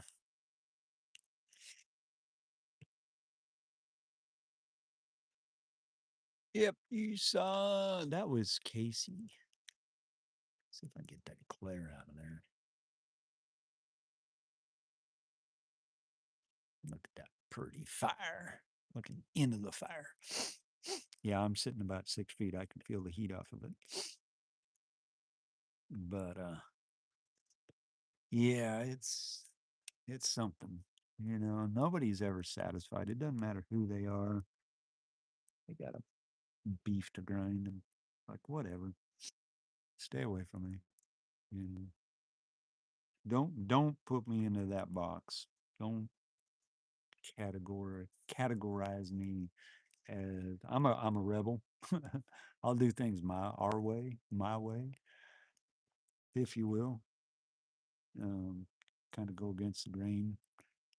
But when it comes to chasing, guys, I'm going to tell you, you're better off doing if you want any advice, and I know D-Man wants to chase, and there's probably a few others someday are going to watch this, but if you ever chase your chase. Don't worry about what the next guy's looking at. Don't worry about what the next guy's doing. Don't worry about where the big names are. Um, don't be that guy, following somebody around because they're a big name, and that's not what it's really all about. I you know, I'll mention them because I see them on the map. Yeah, big deal. It's not like we're out looking for them. Yeah, just you don't really want to follow anybody. Um, you know, it tends to lead to bad things. Unless by accident that you come across them and they're sitting in, alongside the road like I did with Corey. I mean, I was like, man, I'm not going for him. And I was very reluctant, I'll admit it. I really wasn't there to meet him. Um, and I was like scared to death, to even approach him, you know, because he doesn't know me and he don't, and then, you know, but that's history. And now he knows me, he recognizes me, he knows, hey, we're out there and all of that. But most chasers really don't want to be bothered, and I'll you know, if I'm chasing, um, and I get somebody following me, oh, I'm going to chase my chase, but I'm going to take you right into the storm and see what you're all about. I've had that happen. I have had people find my dot and follow me, and I'm like, we got a tail, and I really almost want to get out and just toe smash them because why are you doing that?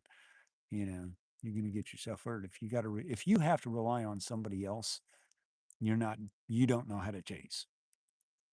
You don't know what it's all about.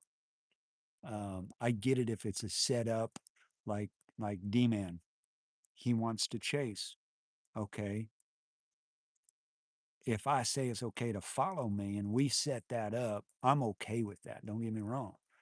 But if I pick up somebody following me while I'm out chasing a tornado or a severe windstorm, and we're in the hot mix of things, and somebody comes up and rolls up behind me, not good. And that'll get you nowhere, with me and that.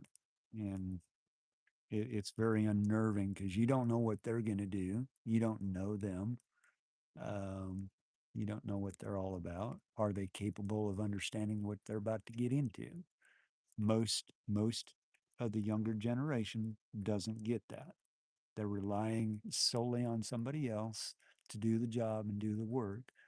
And chasing and streaming is one of those things that it's trial by fire. You learn what to do. Hopefully, you don't get killed doing it because it is dangerous. It is very dangerous to be out there where the tornadoes are actually at. How many times, guys, those of you that have been in the stream long enough, especially on my streams, how many times have we had a tornado within 10 miles of us and never see the damn thing? You know, we're trying to get to it, or we're trying to get to a place where we can see it. I don't know how many times, you know, um, that is actually happening, and it be off to our, we're in the right place, obviously, unless it turned. Um, but how many times have I had chasers, friends, Jesse, Storm Chaser, and Patrick, and other guys tell me to get out, bail, bail, bail. You're gonna get run over. I've had one person and one chase where that happened. And that was down in Louisiana. And to be quite honest with you, at that point in time, I didn't feel threatened. I didn't, what I was looking at wasn't what I was seeing, and I was like, yeah, it had big wind, and yeah, it had RFD surge and all of that, but it wasn't. There was nothing there. It was basically a straight line wind, is what we were looking at.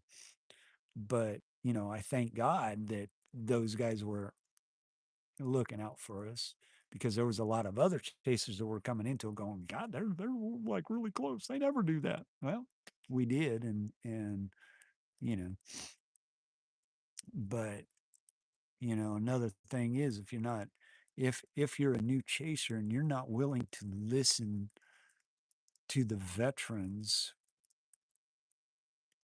you have no business chasing. What did I do? I listen, my phone blew up that night. Jesse finally got a hold of me. He texted me and he actually called me because he has my phone number. He actually called me and said, "You need to get out of there, and you need to get out of there now." What did I do? Get in the car. We're leaving. We're gone. We went south. We got out of it. We came back, and we were golden. You know, but don't ever underestimate what's going on because it can change in a heartbeat. Um, you can get yourself hung out, and if you ain't got nobody there, you're relying on your own skills. And a lot of these younger kids that are just starting out, they're fearless, and I really don't think a lot of them understand how important it is to have your wits about you. They freak out. You know. So all right. Rant is over.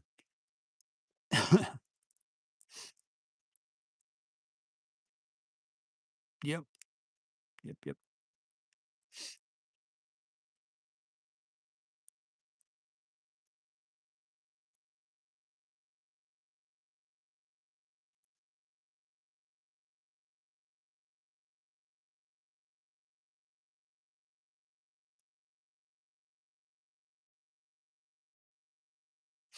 Yeah, exactly. I mean, weather is amazing.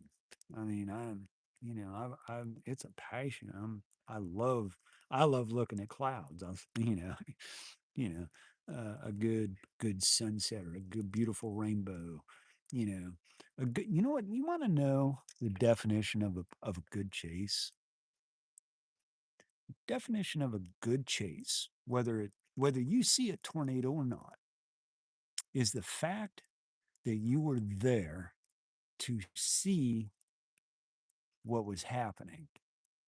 The fact that you're able to lift your head up and go, yeah, that is so cool. The cloud, that cloud is so cool looking that just made the chase even better because you got to see it. You got to spend time looking at it because you're, staring at it as you're driving into the storm, you know. And any time that you can walk away from that and look back on that moment in time, that's a memory. And I think a lot of folks forget, that it's not all about catching a tornado. The tornado is the icing on the cake. That's the after. What matters is catching the structure of it, being able to witness, a mothership, which I have not seen yet. you know, I'm hopeful. I was hopeful when we went to Kansas that we would see a tornado. We didn't see it. What did we see? We saw very large hail. I'd never seen large hail before, more than inch and a half, you know. But being able to see those things and be able to describe and share and warn people, hey, this is coming your way. You need to seek shelter now. Save a life. Saving a life means more to me than seeing a tornado. I know that's backwards as a chaser.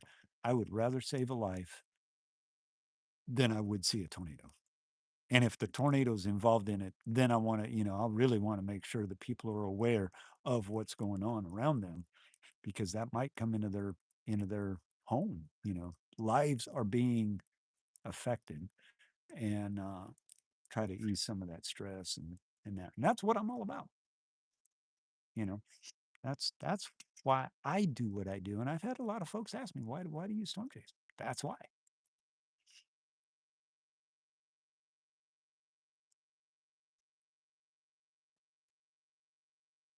Yeah. I mean, yeah, new chasers, man. And best advice I can tell them is learn, go out and take what you learn and practice it. That is exactly what Tammy and I did when we got our spotter licenses and that we went out.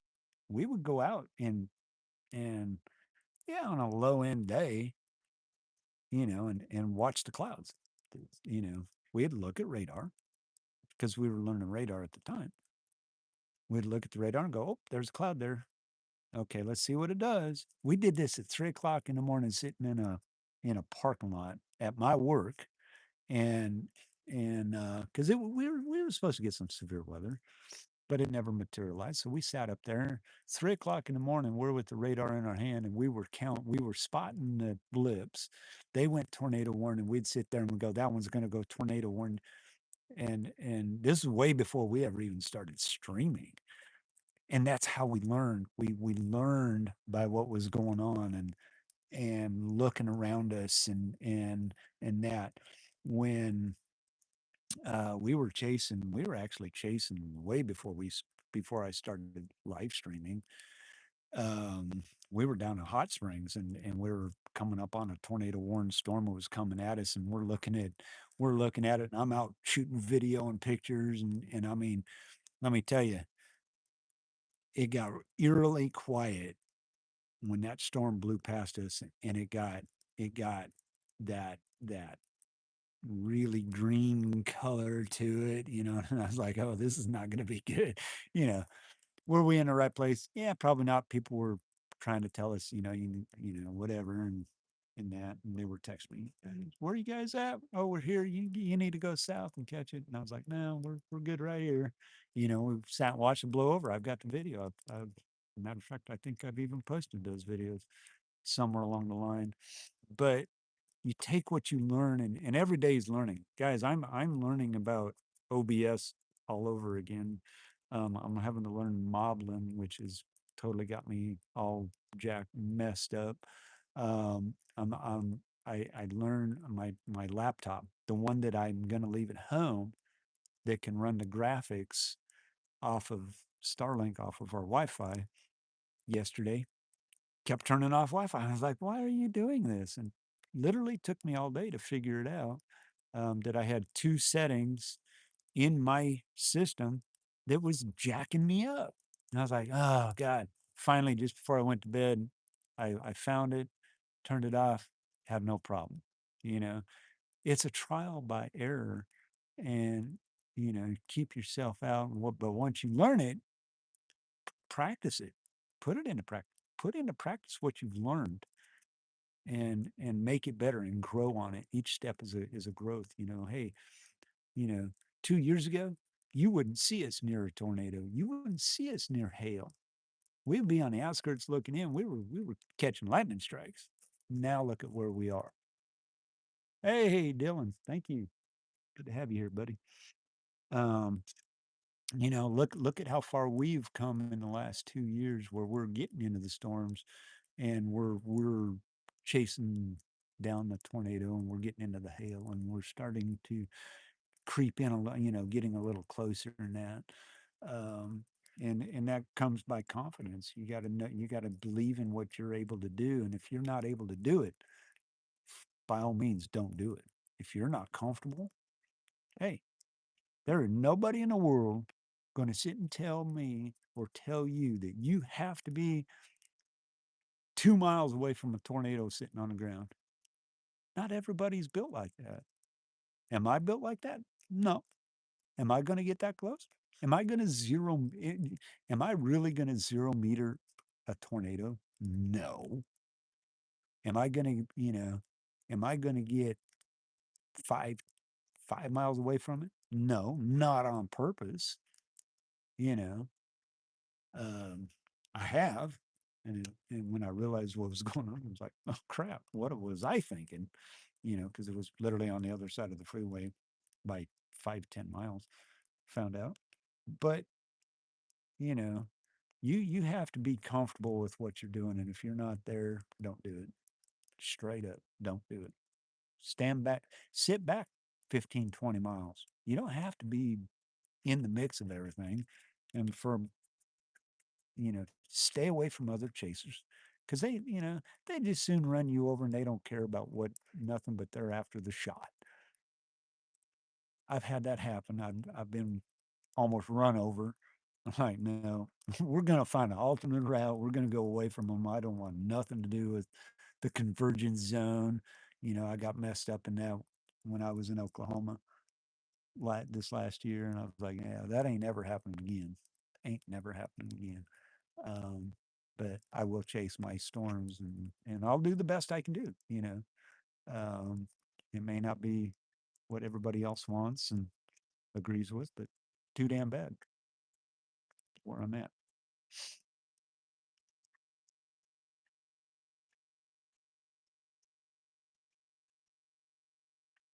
Yeah, right. Yeah, no. uh, there's a wolf head in the fire. Okay, I don't see it, but all right, that's cool.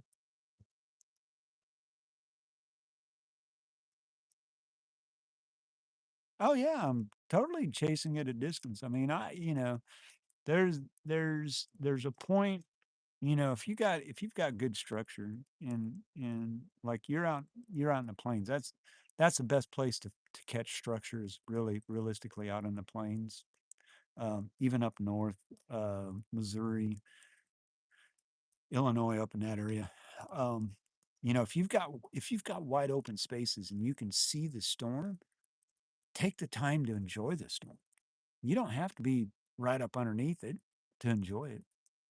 You know, unfortunately, here in Arkansas, you got to be in the storm to see anything. You know, there's been a lot of times where I'll just sit and wait on a shelf cloud to roll over because they're so freaking cool. You know, and I'll be at work and I'll run out and snap a picture of a shelf cloud. You know, um, tornadoes, on the other hand, you got to get down and dirty with them, especially here in Arkansas. Mississippi's the same way. Dixie is a whole different animal when it comes to chasing storms because 9 times out of 10 they're linear. They're moving at 90 miles an hour, and you pick a spot and you let them run you over and try to catch them if you can. But then you're chasing your tail and you're wasting gas. So once the storm goes past you, you're not going to catch it. You just might as well put that in writing. Remember it. But that's Dixie. Dixie is a different animal. And every now and then, you'll get these little discrete cells that pop up and they throw some of the most amazing structure. And you're like, dang it, I missed that one, or I wasn't there. I was up north and it was down south. Because, especially here in Arkansas, it's a crapshoot. You could pick a target, you could pick anywhere on the map, and 9 times out of 10 you're in the wrong place, unless it's a given. Like tomorrow's not a given, guys. Tomorrow is definitely up for grabs. And so you really, you kind of got to pick and choose your battle. You got to pick and choose, okay, am I going to go with this? And you got to be satisfied with your choice, because is it going to make or break you? Not really. you know you're getting out to do what you want to do, and that, and it is, you know but you really just have to. Arkansas is a totally different chase. I try to tell everybody, Arkansas, believe it or not, is one of the hardest places to chase. And if you're a rookie chaser, you have no business in Arkansas. Just straight up. You don't know the road work. You don't know the road network. You don't know where the dead spots are. And that's why most chasers do not like to chase in Arkansas. Me, I've chased it enough. I know where the dead spots are. I have the advantage. I live here. This is my back door, my backyard. Tomorrow's chase is my backyard, you know, and I know where to, am I going to chase in Northwest Arkansas? Not if I can help it. Even with Starlink, Starlink isn't all the best up there, even at best, because of all the trees. A lot of trees in Arkansas. You know, there are some chasers love Arkansas. I love it. It's a challenge, and I like that challenge of being able to be next to it, and that, and I think it's not everybody's cup of tea. I've talked to a lot of chasers, that I've, you know online, and that, and they're like, you're in Arkansas? Yeah, let's go. No, um, it's not everybody's favorite place. There is a handful.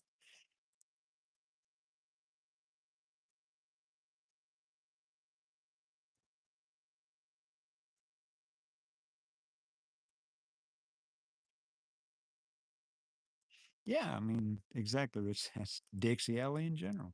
Yep. Yeah, there's a lot. Northwest Arkansas is it's hard to chase. The road network sucks. It just we've been on them trying to get from point A to point B on a tornado warning storm, and you can't do over 45, 50 mile an hour because of the curves. You know. We will not ever do that again. Um, um, D-man, I'm not saying that. I'm saying what I'm saying though is before before I would actually just let you come and chase in my car, you know. Um, you know, on your first chase down here. Especially if it's a high end night. You don't want to be by yourself anyways. But I would say, you know, train yourself in your local area, train yourself on the local storms, get to know your area, use what you've learned in your area, and then bring all of that learning down to Dixie. That's I would tell you hook up with me or even Patrick's Chase down here. He knows it relatively well. Um, but I would definitely jump in a car with somebody else on first couple trips down to Dixie because it'll chew you up. It will scare the living hell out of you. Listen, the storms that happened what a year ago in Diaz.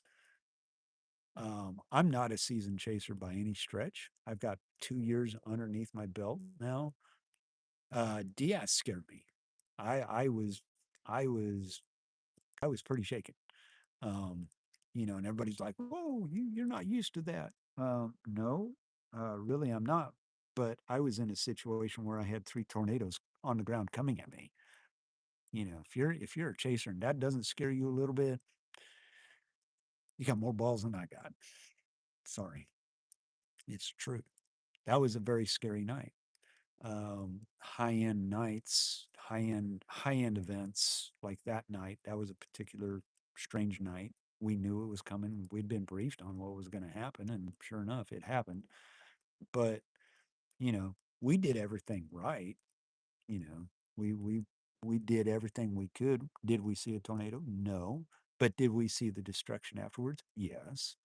Were we up late? Yes.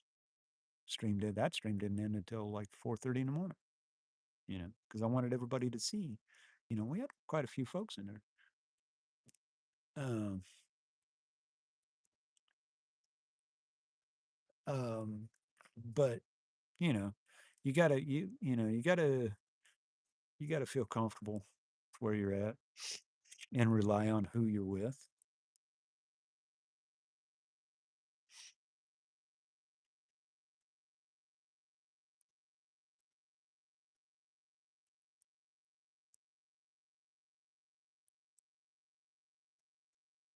Yeah, exactly, Rich. I mean that's exactly what I'm saying is up in Michigan, you don't got to go far. It goes from 0 to 100 like that. You know, and if you happen to catch a good spin up, you're golden. Um, I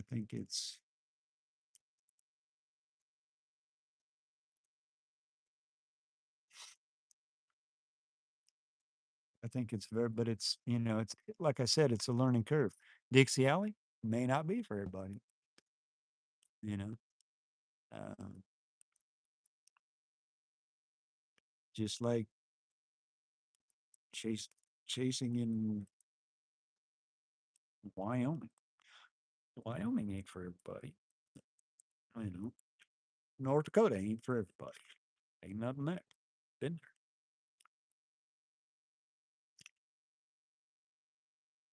there, but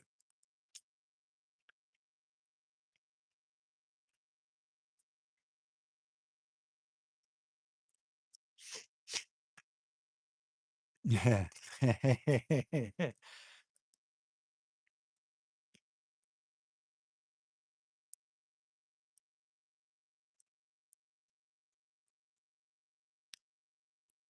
yeah.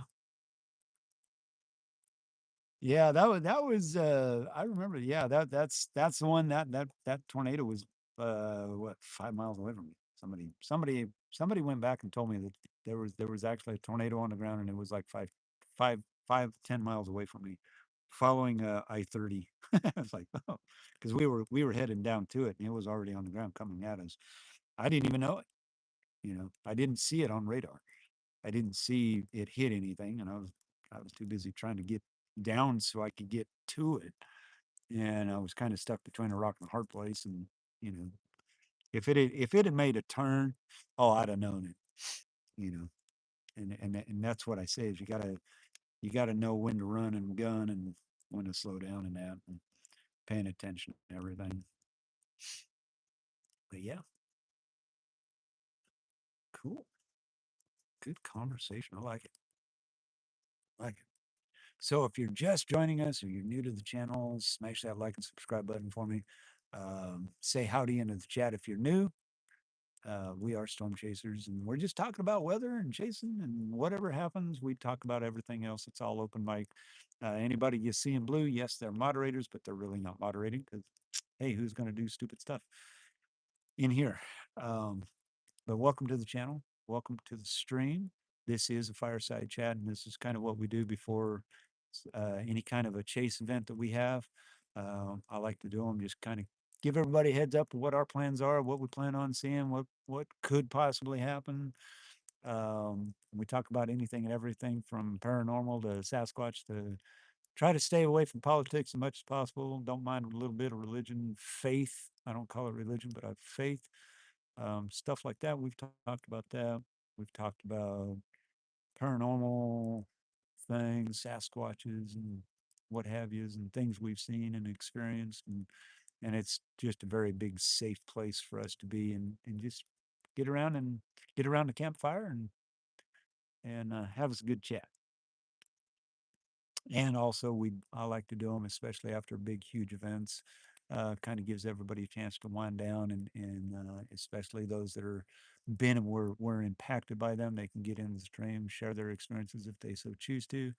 Um, and it's just a good way of communicating and breaking walls and barriers down, and for some reason everybody has in the world. Um, so, yep.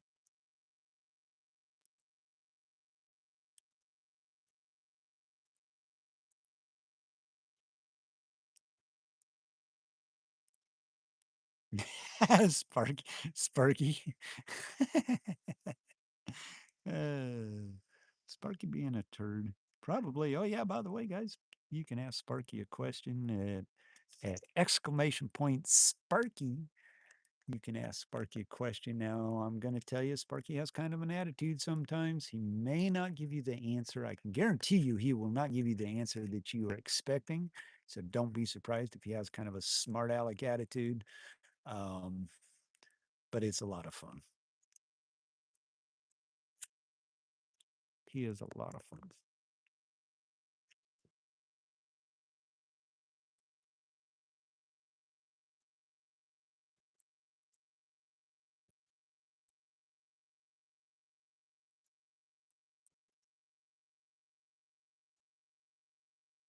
Nice.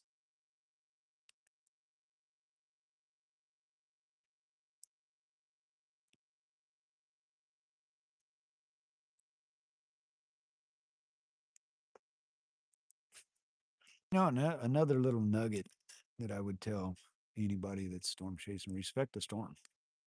Respect. There's a reason why there's a saying out there: respect the polygon. Um, Moreover, respect the storm. Because you can have a love. It's a love-hate relationship. You're either gonna love it or you're gonna hate it. And when you're in the mix of it, and you're running in, like we were up in somewhere in Kansas, and we got into that hail and all that rain, and you can't see 2 feet in front of you. You know, you got to respect the storm in that situation, because you're going to be blinded by rain, and you literally won't be able to see your hood. But you gotta have enough confidence in yourself that I can see, as long as I can see a line, I'm good. If I can see tail lights, or if I suspect there's headlights up ahead and get a glimpse of them, you know you're good. But respect the storm. you know give it the room it needs, give it the time that it needs. Storms don't just, blow up in 5 minutes. They can, but normally a good storm takes time to brew. It's like a good cup of coffee, you know.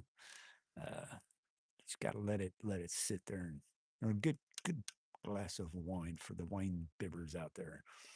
It's got to mature, it's got to grow, and it's got to do its thing, and give it the opportunity. Patience is storm chaser's nightmare, because storm chasers are very impatient people. You got to learn to be patient. Let the storms happen. Let them come to you. Let them do their thing, and watch and see, and that, like a good whiskey. Yep, very much like a good whiskey. Good whiskey. That sounds good right now, actually.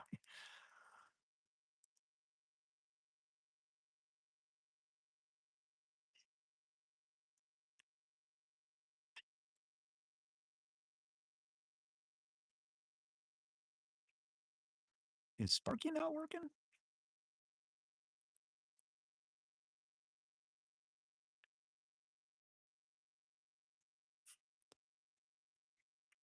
Sparky should be working. I don't know.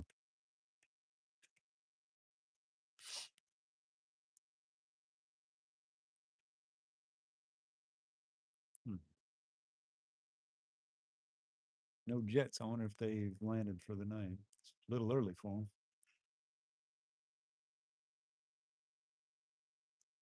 Oh yeah. Oh yeah. I have no problem.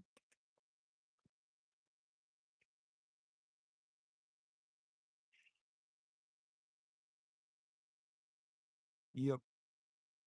Sparky's not working. All right. Hang on, guys. I'm gonna go see if I can fix Sparky, because I haven't turned anything off. 1 minute. I gotta find out what's going on with Sparky. Right. Whoa.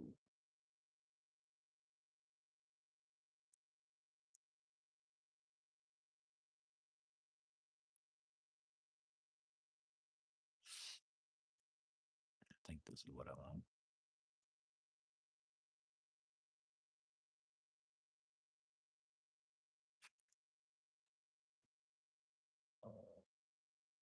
Let's see. CloudBot. Go to CloudBot. Oh. Oh, he was turned off. I don't know how he got turned off. I didn't turn him off. Nope. Nope.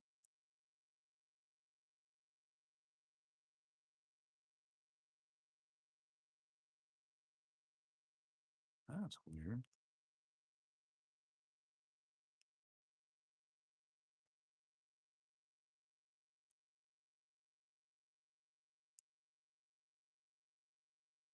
All right, he should be on there now. He should be ready to go.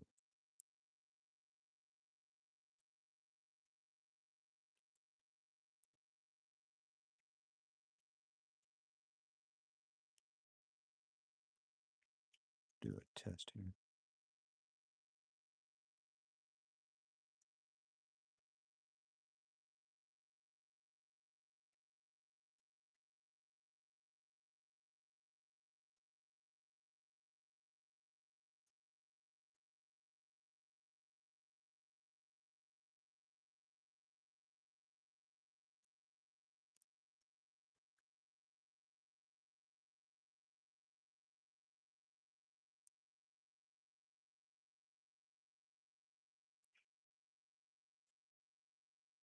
Yeah, I'm about ready to go throw some more wood on it. Okay. Yeah, Sparky's up now.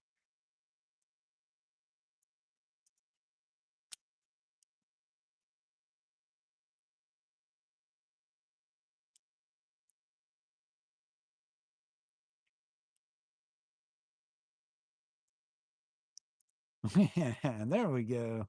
Sparky's up. Sparky's up.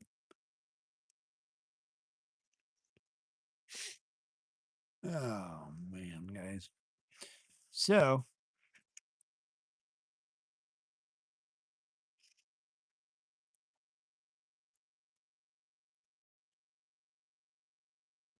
I'm gonna wee woo after you. Yeah. See, Sparky has a kind of an attitude. Um, Didn't know it was turned off, actually. I don't know how it got turned off. I haven't even messed with it. But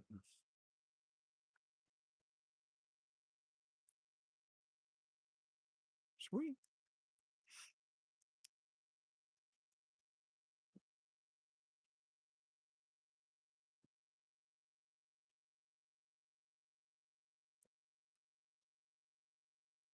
God dang it.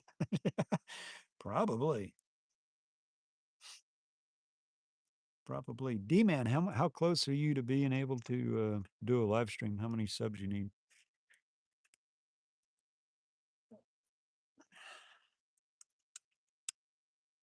Oh, okay, guys, I'm gonna go find some more wood. Be right back. Oh, gotta stretch anyway.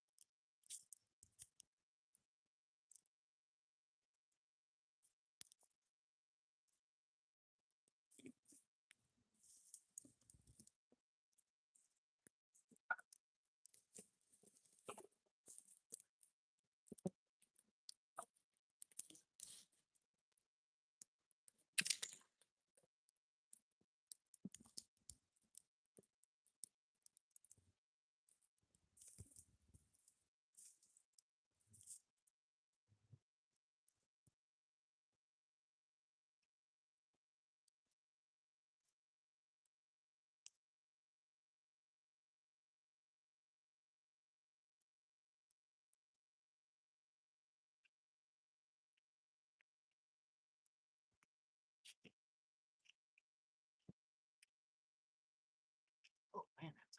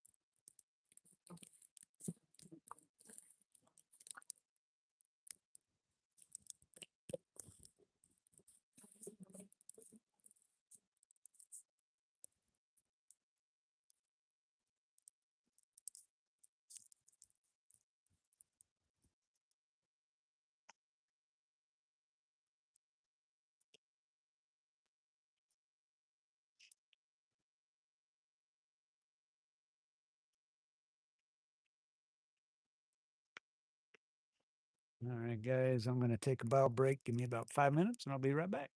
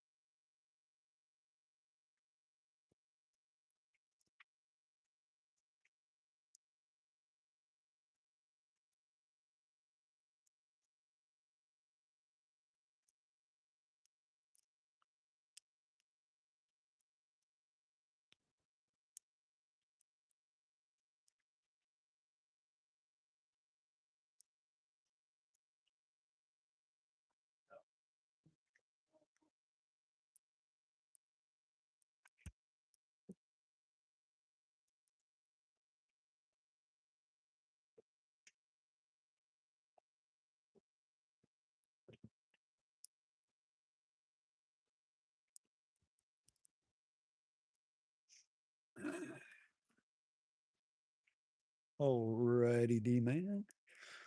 And folks, I'm back. I even got a cup of coffee this time. 29 subs. Hey, you're doing good, D man. Keep it up. Anybody wants to go sub for him, that'd be great.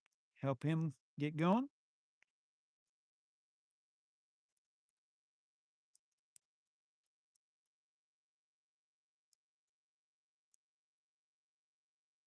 Yeah, there's a way, D man. I'll go over all that with you, find out. You can find out who's sub to you. Go to hang on, it's gonna get noisy.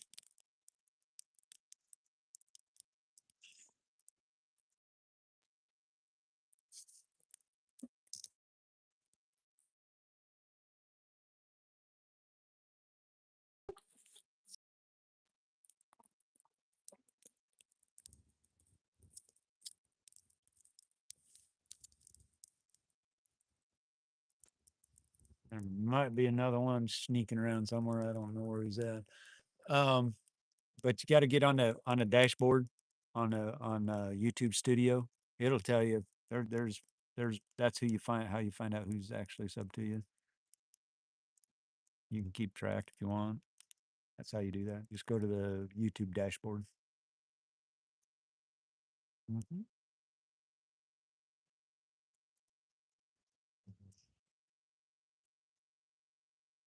Yeah, thank you.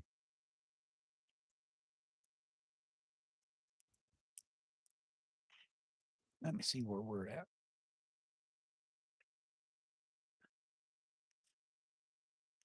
Crawling on me. Let's see, where am I? If I gained any? Nope. So we're sitting at 2,086. I need 14 subscribers away from 2,100, guys. That's the goal for tomorrow. That's a small goal. We should be able to hit that tomorrow. Easy peasy.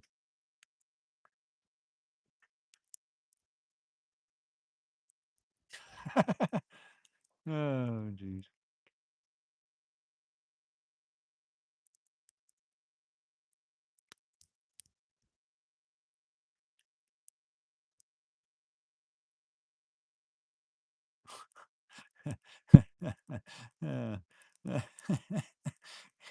Yeah. Hmm.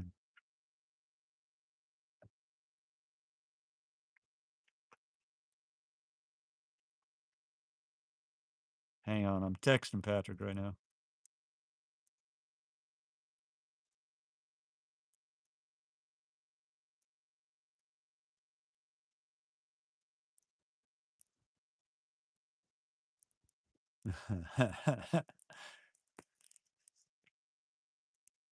Daisy, what are you doing? Finding you a good place to lay down? Hmm? Huh, buddy boy? Go lay down. Go on, buddy. Go on.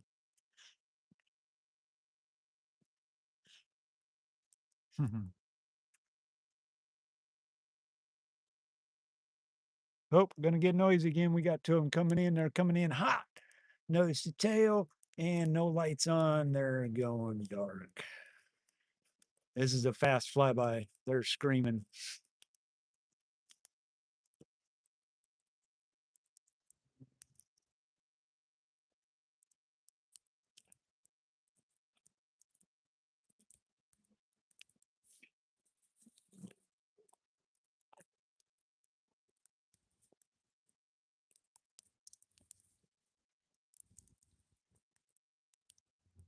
Oh, she is? Well, I don't know where she's at. She ain't by me. Maya is out here. I do not see her. Oh, she's on the porch. She's on the porch. She didn't come quite out to me yet.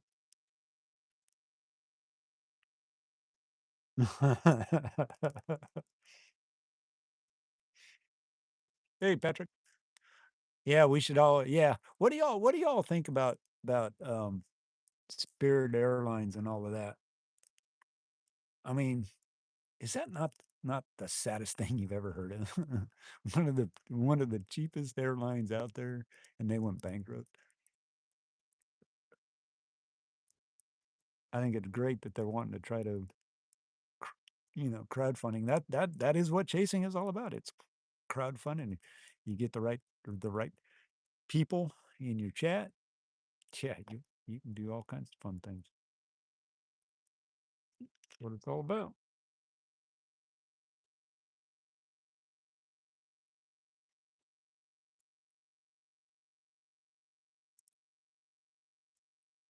Yeah, there's a pup out there somewhere.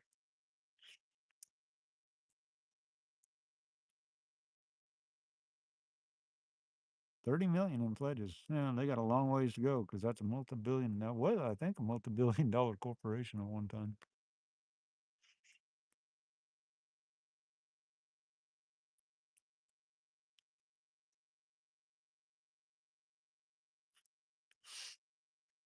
Yeah. So you want to see? I don't know if you can see him or not, but there's a pup. A puppy. Where's the puppy at?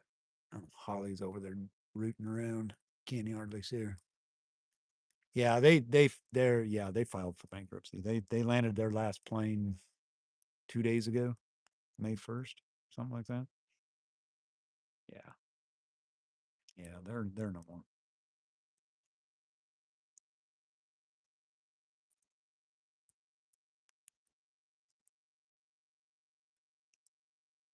Yeah, I do too. I do too, Patrick.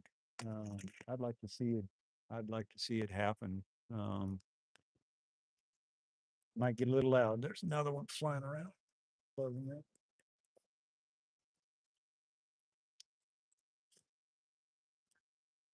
Yeah, they're doing really, really quick touch and goes.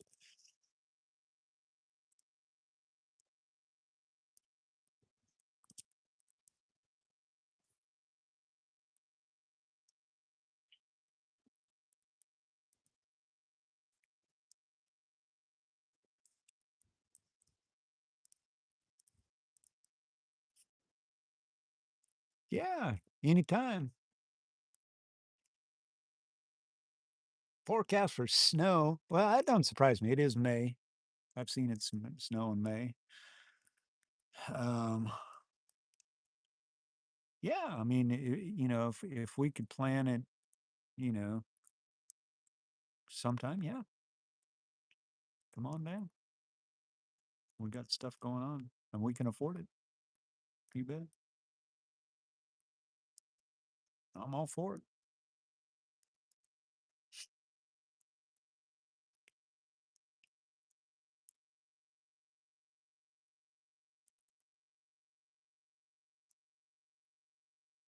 Yeah, you're right. You're right, Patrick. It is, it is very noble.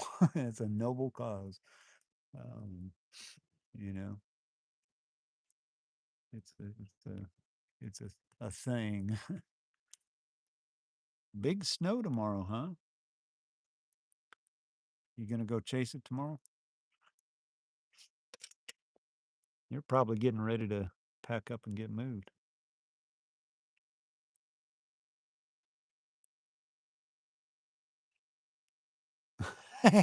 Yeah, Rich, you're the goofball.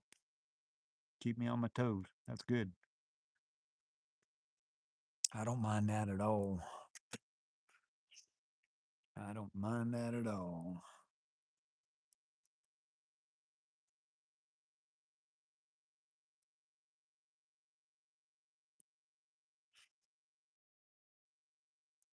Yeah, I'm just looking at chat. Tomorrow, I think we got a good chance of seeing something.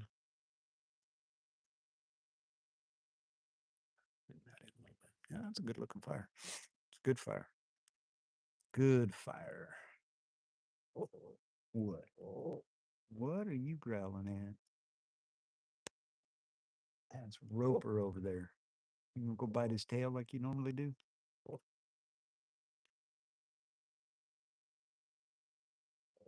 Yeah, I know, Rich.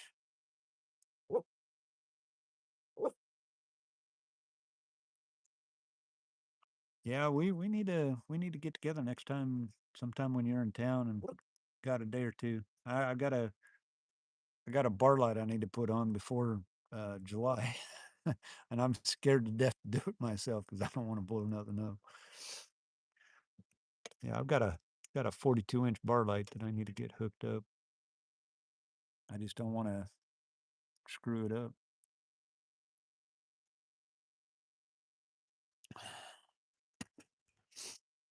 Oh, it's good coffee. Thank you to my son who made it. Good coffee. And also somebody asked me the other day, what do I think about hurricane season? I don't think we're going to have that many hurricanes, but I do think that the South, I think Dixie's going to start waking up, going in the months ahead. I think that we're gonna be having some storms, and my full thought process is that everything is like about a month, 2 months behind like what it was last year. Because last year by this time, man, we had 35, 40, 50 tornadoes or whatever it was. It was an ungodly amount. This year's been a little bit slower. A lot of it is because of the La Nina and El Nino kicking in and all of that. Ooh, May 19th. Nice. Okay, Rich. Yeah. Um, yeah, that's what I'm saying is I think later on is even, even in slow months, I think we're gonna have some storms. I see things really picking up um from here on out. Um, whatever that will be. Whatever happens will happen.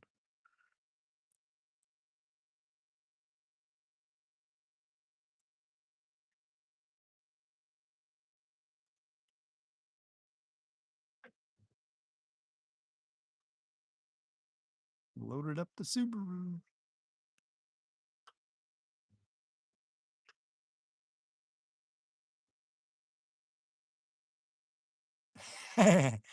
Patrick, I will bet you get, depending, well, it's not very big, so it depends on how much weight you've got into it.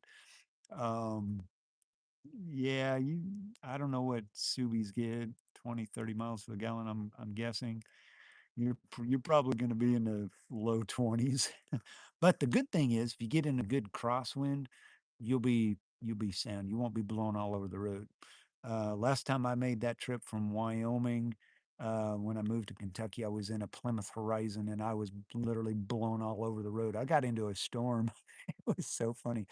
I got into a storm somewhere in Illinois, and I didn't, back then I didn't know what the heck was going on, man. I mean, I had lightning crashing all around me. I was blown from one lane to the next, and there was four truckers, and they must have been watching me get blown over. So, and I had a CB in my car at that time, and they jumped on and told me to get in between them, and I literally had a semi in front of me. I had two semis, one on the left hand side, one on the right hand side, and I actually had one behind me. And I told them all. I said, just so you don't forget, I'm in here, and I'm in between you all. And we rode full storm. And I told them, I said, when you guys pull off, I'm pulling off because I can't see nothing but that way. I'll got a semi trailer in front of me, and we uh, we made it. But that was my actual first experience with big storm driving. But yeah, watch those crosswinds, man. Hey, especially on 80, if you're taking 80 across. I think it's 80. I think it's I 80. I think is what crosses through there. I 90, I 90 maybe.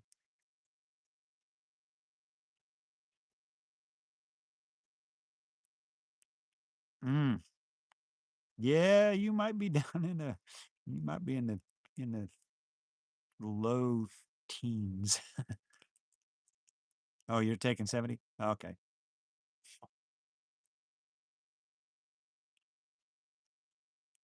Right.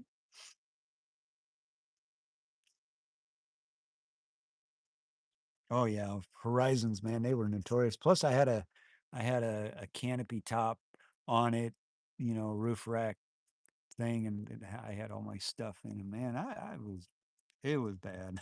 It wa- I was like, what in the world? You couldn't pull over, you couldn't see, but we made it. I made it. I literally drove from basically Seattle, Washington, all the way to somewhere in Kentucky. It was Lexington, by 40 miles east of Lexington, and I did it in 3 days. Took me 3 days, and I drove it straight through. I stopped to get gas and didn't hardly eat anything the whole trip. And because I'm the type of person, when I do something like that, I just want to drive, and I drove, and I got there uh, to where I was going to stay, and I slept. I literally slept for like 2 days, out cold. I mean, just passed out. Woke up and like, where am I? Where am I? What is this place? Strange land I moved to.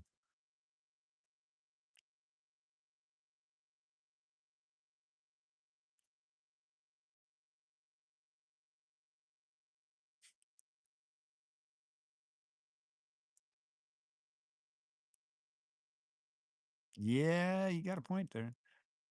That, and they're freaking expensive too, Patrick. Come with us anytime. That door will always be open to you. Always.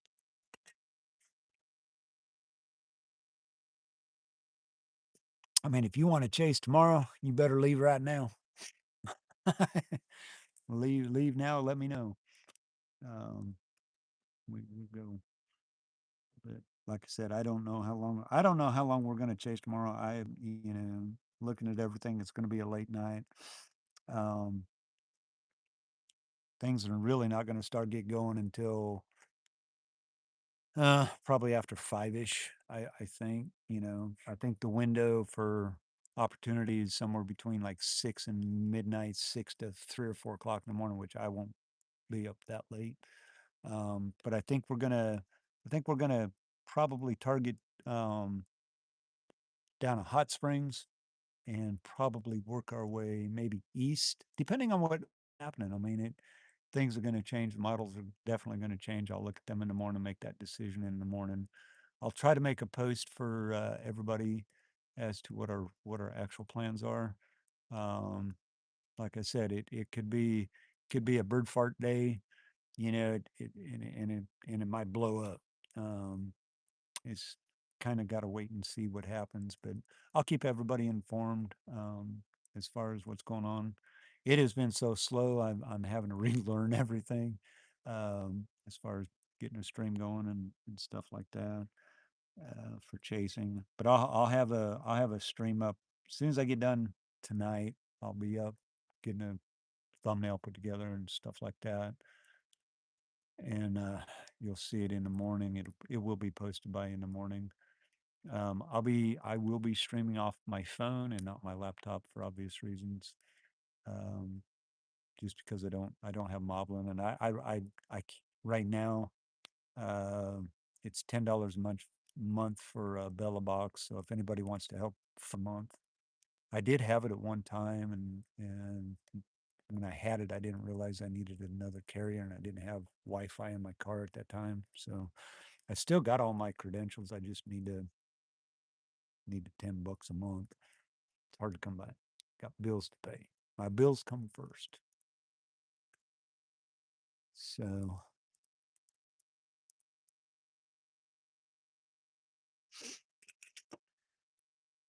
uh, right? You got to work. Oh well.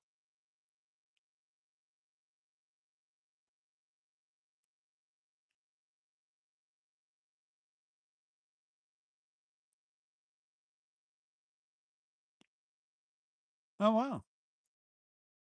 Not on TikTok. Not on TikTok. That's cool. I'm glad you're doing well over there. That's awesome. That's awesome.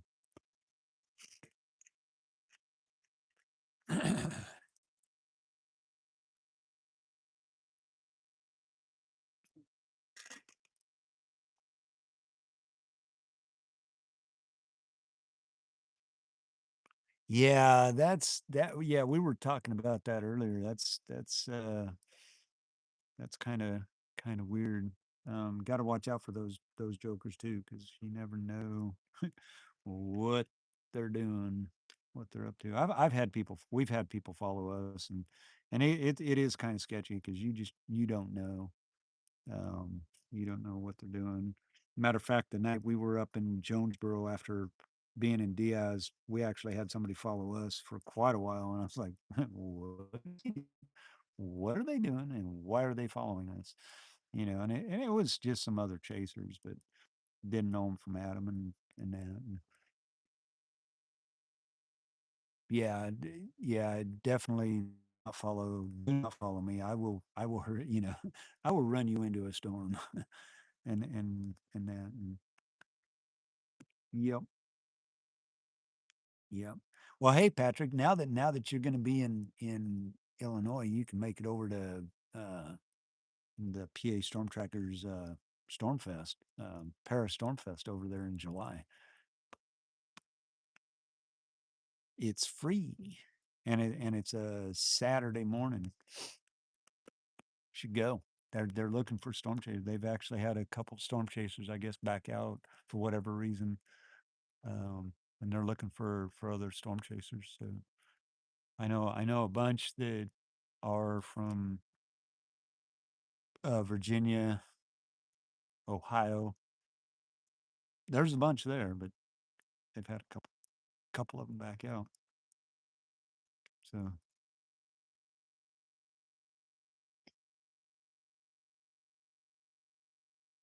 yeah, that'd be great.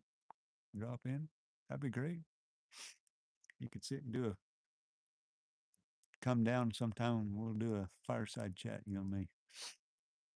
Because as you can see, this is what I do. You don't hardly can't see my face.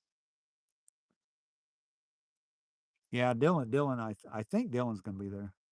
I'm not sure. I know there's a whole bunch gonna be there.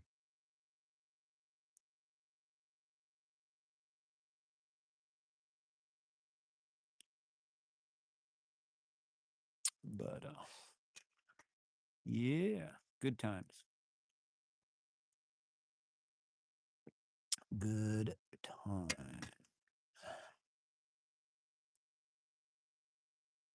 I hear him, but I just can't see him. Anyways, guys, kind of look at the chat here.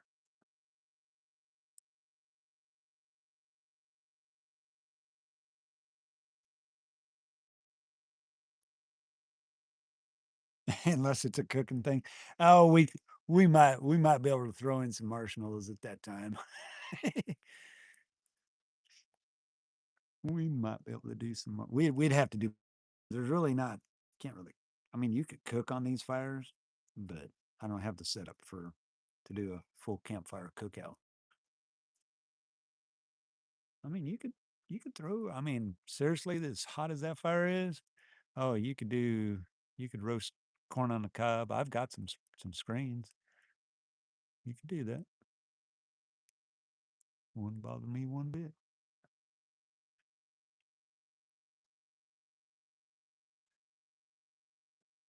But it's been pretty quiet tonight. I don't know. Yeah, and the funny thing is, guys, the stars are out. There's no clouds. There's no moisture, and that's what kindly concerns me about tomorrow. Is I don't know where the moisture is because usually by now, if we get any kind of moisture, then that the the LLJ is just ripping, and the clouds are coming in, and I don't know where. I'm not seeing them. We had a few clouds roll in earlier, and they disappeared real quick, but um, I don't know. I'm not feeling the moisture. It's really dry out here right now, which kind of has me concerned. But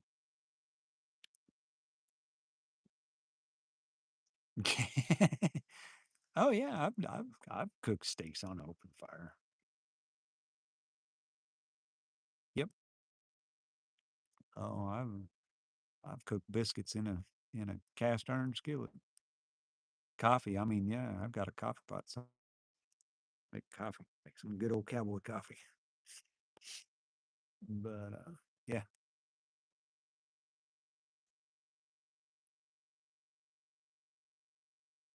yes, indeed. Good Lord, we've been almost. Shoot, we've been talking for 3 hours, folks. Crazy, talking about potatoes. Time flies when you're having fun.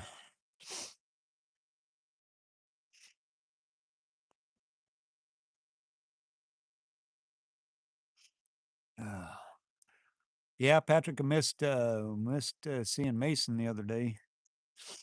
I was kind of bummed about that, but he had a good run.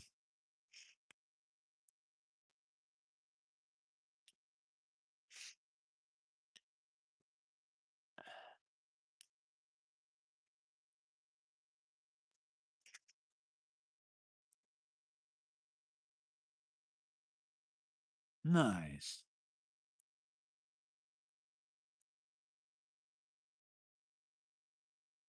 Yeah, yeah, that's what I'm saying is, I mean, I was actually in his stream when he cut that wedge. He was like, yeah, he was all on it. He was almost he was literally, and I said this, he was almost literally crying. And I'm hey, I would be right there too. Guys, if I saw a big wedge like that one, yeah, I'd be crying too. I'd be all beside myself. You talk about a chicken dance, man, there'd be one. So about the chicken dance. Oh, she finally went in? Okay, because she was on the porch. She came down and pottied, I think, out here and then went back in. So here's the thing about the chicken dance, guys. We have discovered Tammy mentioned this when we were up in Kansas last. And we got about halfway through and she said, "You did not do the chicken dance when we started chasing." And I was like, "You're right." So we got out, did a little chicken dance. Look what happened. So tomorrow, when I go live, the very first thing we're gonna do the chicken dance. It is people say it's crazy and you're weird and you're goofy. Well, it's also might be what it takes because every time we've done a chicken dance, we have caught a tornado or been in a tornado warn storm. Just saying, be looking, come back tomorrow when we're chasing. You want to see me do the chicken dance. And yeah, and Tammy forgot to smack me, slap me across the chest, whack. She didn't do all of that. When she did that, guys, we were on the tornado warn storm. So, call it what you want. Is it superstition? Maybe. Um, Sometimes you just gotta change things up and do whatever you gotta do, you know, pass the time, I guess. But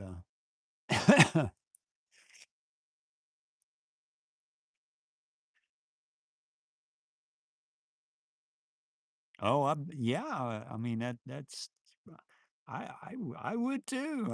I was it was so fun, because that was like his first big wedge, I think. When you see somebody see something for the first time, it is so amazing. It's so fun. I mean, it's just like, you can't help but be ecstatic for him, and I was rooting him on. I mean, I was like, yeah, um, but yeah, but so yeah, Tammy. We'll get all that on film, and we're definitely gonna do the chicken dance tomorrow. But we're gonna get down. We'll probably stream going down. I don't know. I don't even know what time we're gonna do start stream. Won't know that until the morning, but I'll have it set up for like 3 or 4 o'clock. It might be 5 o'clock before we start. See how things are rolling. Um, and I may have to, like push it back. I don't like pushing it back too much because eventually just, you lose, everybody loses interest. Oh, not again. So timing is going to be everything. And I'll be looking at things tomorrow. Um, Things really aren't supposed to start popping. What I saw tonight, somewhere around between 6 and 8 would be the window. So we'll stream down to like Hot Springs, is kind of a chit chat rolling vibe type thing, and then when the things start popping, then we'll go from there.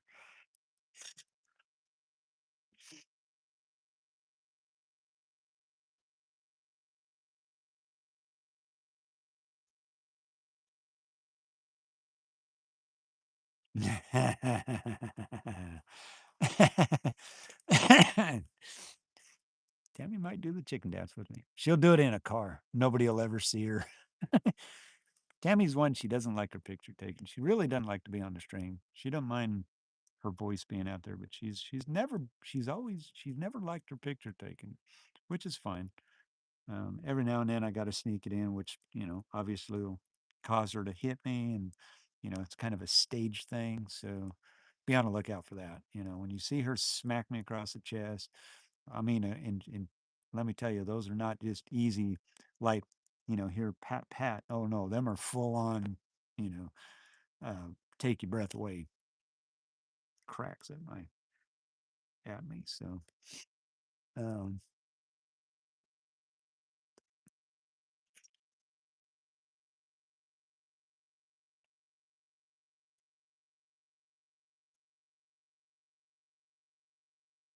bet your current chase plan chases tomorrow. Yeah. Oh, you want to know what my current chase plan is? I really don't have one. Other than um be down in Hot Springs. Because I looked at models earlier today, and there was a PDS, you know, sounding, which kind of caught my eye because it was like, whoa, and it was like at 7, 8 o'clock. Um, of course, it's a model. That was on a HRRR, and then and I looked at the NAM 3K and then Rufus and all of that. And all of them were kind of all around it, hinting at it, but you never know. I mean, supposedly it's all going to be there's a west corner, and then you got the northeast corner of Arkansas. Looked to be pretty favorable, but not really. It was more down in the south was actually more favorable for tornadoes and that. But you know, like I said, it can all change. My get it, Maya, get her shoe. So that's kind of the plan right now, is kind of head south, head towards Hot Springs, um, and kind of go from there. Um, we may, you know, we may end up having to blast back up north. We may end up over and kind of back up towards home here. See what happens. I mean, you know, I it's it's not very definite, and that's what kind of bothers me. And I'm not seeing it tonight. Just being out here, I mean, gosh, the moon's about to rise. If it hasn't already, I'm just not seeing it. The stars are out. There's no cloud movement in that really, because usually by this time, man, it's wind. It was windy today, but there's no wind. I mean, there is absolutely no breeze. You can tell by the fire; it's blowing straight up. Um, so I'm not sure unless something happens in the morning. I don't know. I do not know.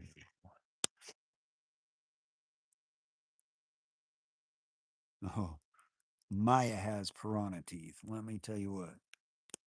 She has piranha teeth. But she's learning. is actually learning gentle, which means she can chew on my finger without tearing into me. um, but yeah, she's funny. She's a hoot.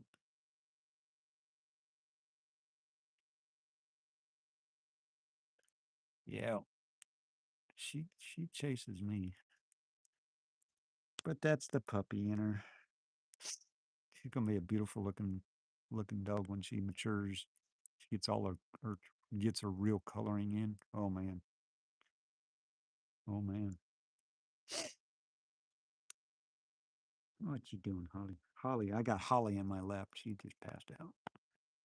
She's passed out.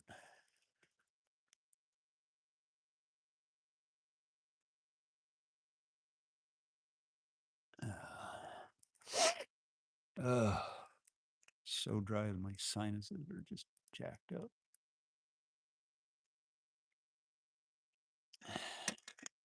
Everybody still awake? Did I lose everybody? I don't know. I wished I had more people in the stream. Yeah, she's mama's girl. That's for sure. I wish I could figure out how to get more people into these streams. Probably if I'd planned them a week in advance and just put it out there. But I can't always do that. Hey, Miss Annie O. Welcome in. Glad to see you. Glad to see you. Annie, you need to tell all of your friends to come and join the stream tonight. That would be awesome.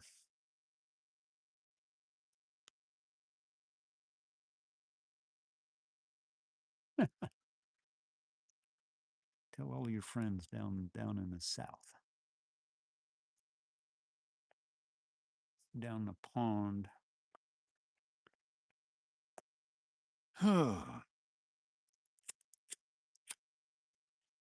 Hey, and want some good news is the cost of oil went down a little bit.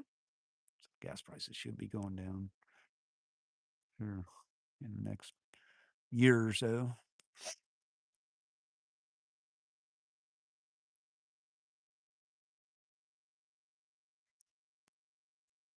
Ah. Oh well.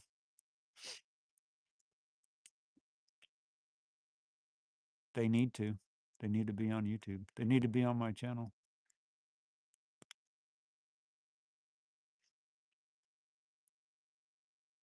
It's really funny because I'll tell people, yeah, we just did a stream and we're up to this, and and the people at work they're really behind me. I mean, they do get in the chat. I have a couple of guys that are contractors, and they may be in the background, lurking in that, but they get in there and check it out.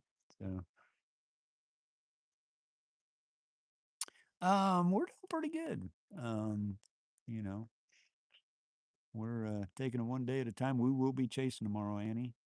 We've got some storms coming in tomorrow afternoonish somewhere. But no, we're doing pretty good. We're doing all right.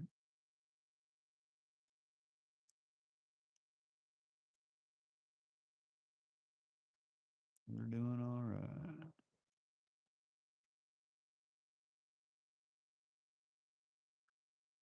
Doing just peachy.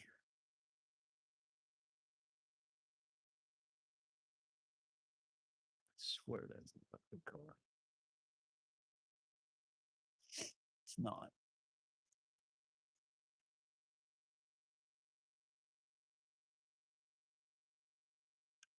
Mm.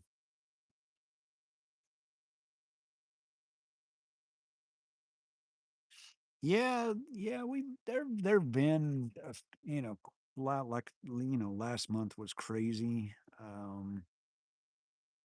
And be all honest, I think that I think tomorrow might be probably our best shot at seeing something.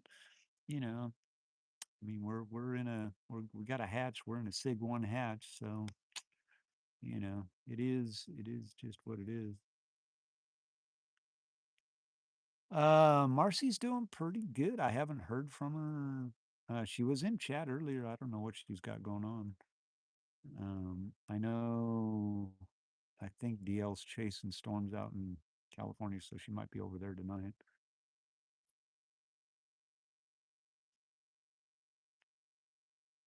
But I don't know what she's up to.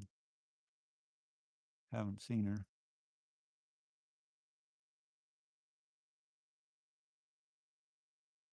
Yes, go get over on Discord and see our new addition. We have a new puppy. Her name is Maya, after the female lead dog in 8 Below.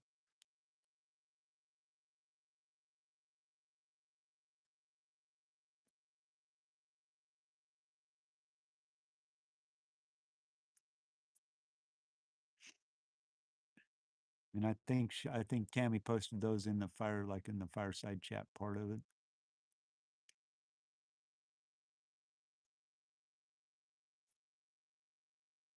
But yeah, good, good. That's a cool looking fire actually on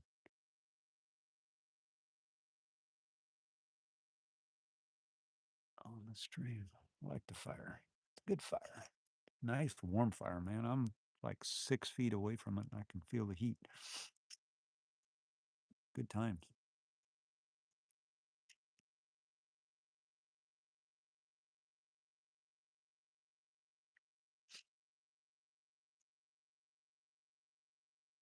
You think it will, Rich?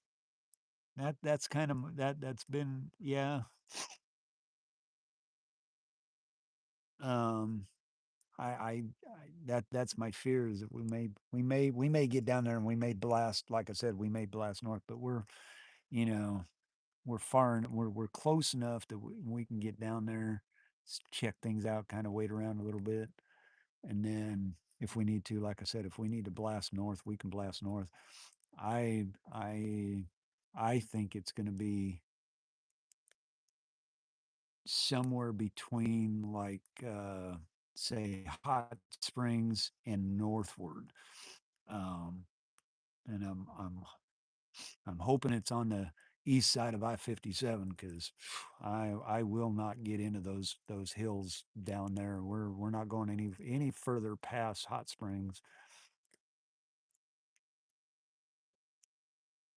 just because we've been down there and we've actually lost the stream. But with Starlink now, we should be all right.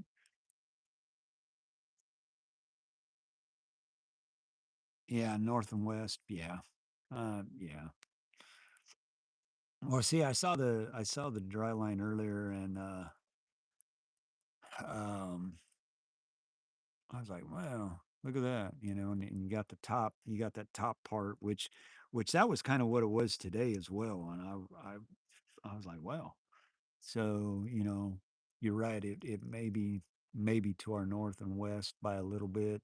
Like I said, if we get down there and we see things aren't, you know, cooking, we can always blast north. I'd like to work south, give it a chance, and then, get more into north of Little Rock a little bit, and that, but realistically, probably like up around maybe B Branch, maybe that'd be about as far north as I'd probably go, up in that area.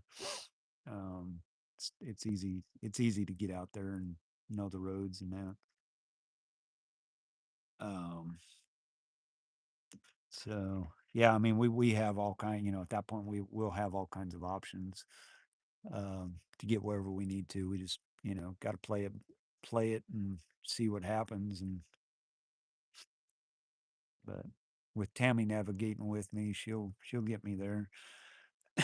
We won't be spending a lot of time, in any one particular place. We'll be moving, and it all just depends on when they start firing too.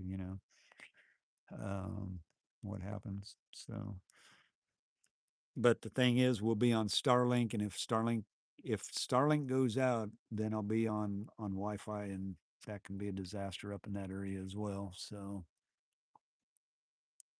um, so we've got to play that one too, and if it jumps out, because we'll have everything running on Starlink. So, yep.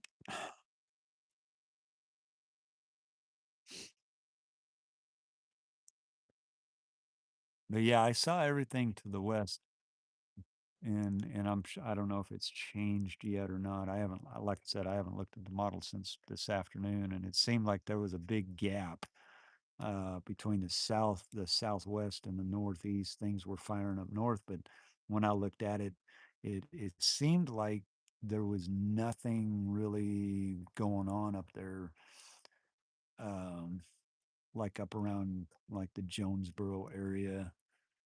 Um, so I was just like, we'll gamble and go south. It might be a gamble, but we'll see what happens.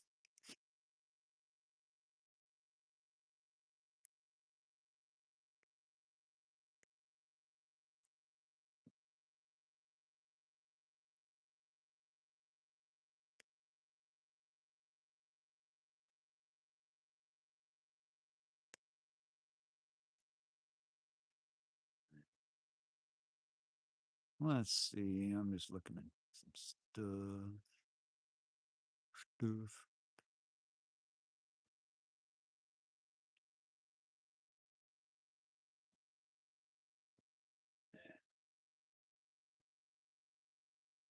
I hate Facebook.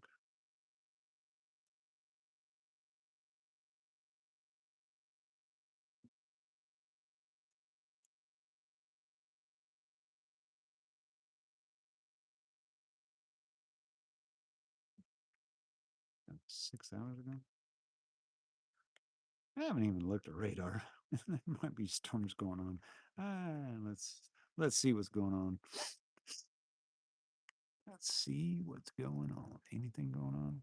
Nothing in Little Rock. Oh yeah. By golly, there are storms.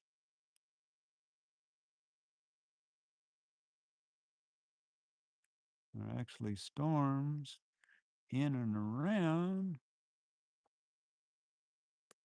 Fort Smith. Interesting. Nothing major.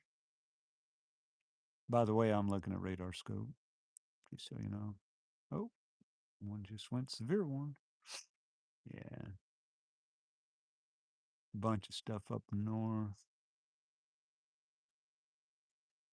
There.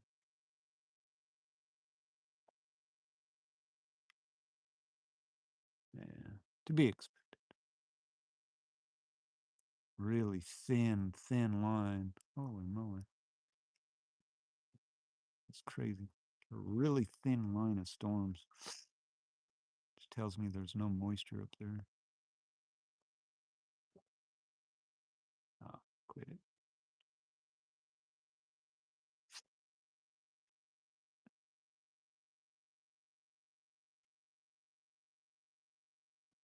Yeah, way up in Quincy,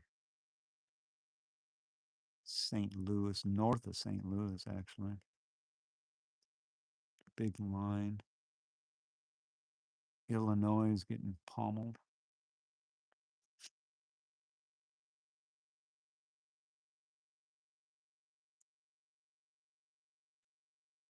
Not even, there's a boundary, but there's no. Huh. Yeah, there's a few storms down out of Tulsa right now. A few small ones headed towards Fort Smith, which aren't very big. Yeah. Like I said, I haven't really looked at radar a whole lot.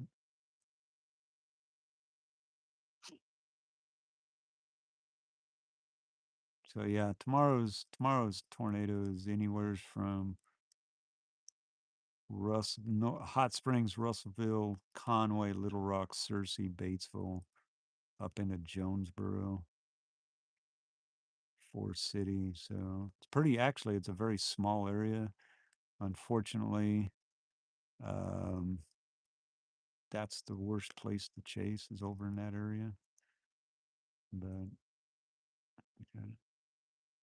So here's what it says: is tornado is conditional intensity level 1, EF2 possible is a 20%, and the outlook. There's a slight risk of severe thunderstorms centered over Arkansas and extending from northeast Texas into western Tennessee. Scattered to strong storms are possible Tuesday afternoon and evening from the northeast Texas to western Tennessee, with the main threat centered over Arkansas. Some storms may produce large hail, damaging gusts, or a couple of tornadoes. Additional strong storms are possible across parts of the northeast. The synopsis: a weakening upper low will move from Ontario into Quebec and leading speed max Great Lakes. Behind this system, a high pressure coming off the Rockies. The associated cold front will move across the lower Great Lakes during the day, extending southwestward across the Ozarks and into eastern Oklahoma, where a surface low is forecast. Meanwhile, a positive tilt upper trough will exist over the southwestern states with moderate to strong west to southwest flow aloft, expanding across the southern plains into the lower Mississippi Valley. Minimal height rises are forecast across this region, with the warmth advection regime aiding northward transport of a low-level moisture towards the Ozarks. See, low level. I mean, these are not going to be. These will be very little precipitation. Um,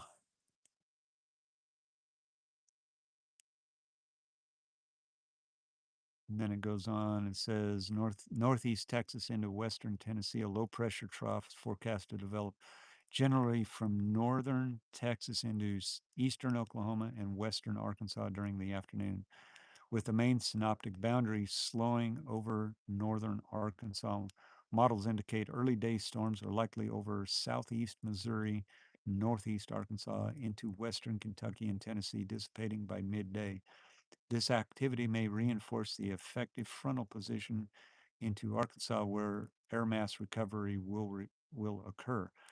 By late afternoon, scattered supercells are expected to form near the surface trough from Arkansas into northeast Texas, given robust moisture with upper 60-degree dew points to 60 plus deep layer, 60 plus not deep layer shear and effect SRH.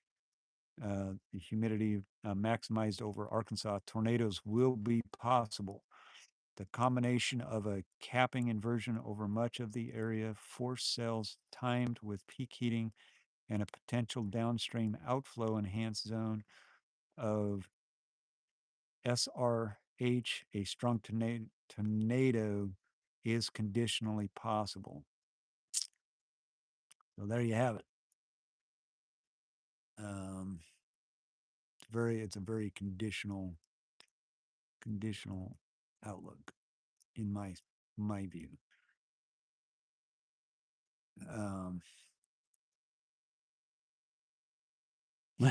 Oh, we need some more fire? Oh, I'd go get some more fire wood. I've got plenty. Oh God, I got plenty of wood. I'll get it going.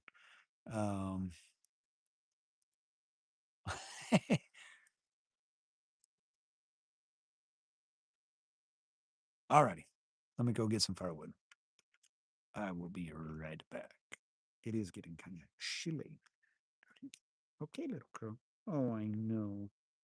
I gotta move the puppers. She's hanging on to me because she's cold. It is kind of chilly out here, believe it or not. All right. There you go, baby. You can curl up there.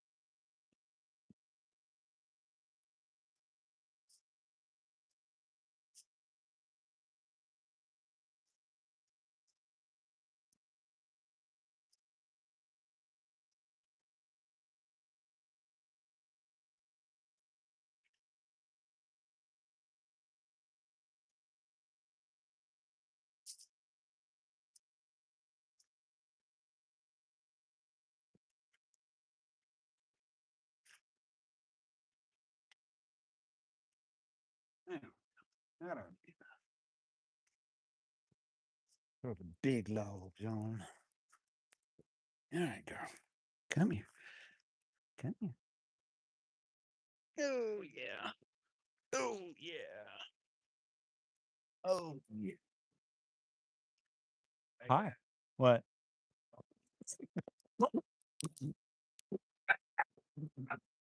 Shut up. Hey, come on. What? Mom told me to tell you that you don't need no more on there. It's 12 o'clock. Yeah, okay. All right, guys. Last logs on the fires. And when they burn down, we're going to shut her down. Another hour or two. 12 o'clock. Yeah, it is 12 o'clock. Bring on the night owls.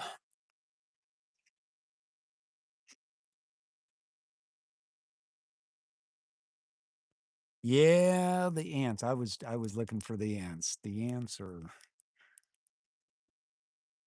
good thing is all the fire ants are gone. Holy cow, that log got on fire. Who would thunk that? That's how hot that is. Anyways.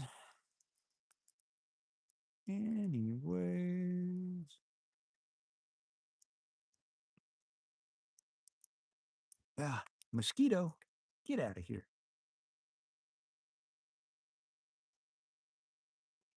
Yeah, we haven't had I haven't heard an owl in like a long time. We haven't had any barred owls. Um, probably since the last strain. Yep, you see the doggy? Yeah, that was probably Rose walking by.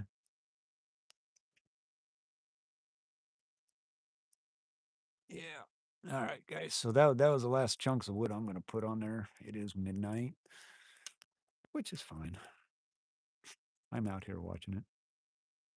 Ooh, did I just hear? No, seriously? Thought I did. Hearing thing. But yeah, we haven't had an owl quite a while, but it is so quiet. This eerie, no wind, very quiet.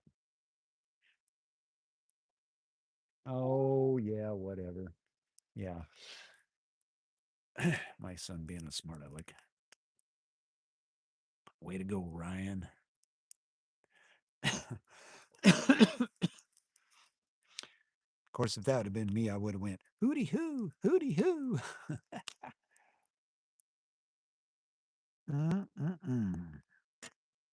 Anyway, I'm just darn glad to be out here.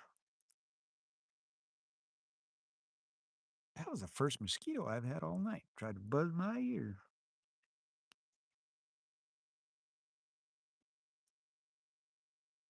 Anyway.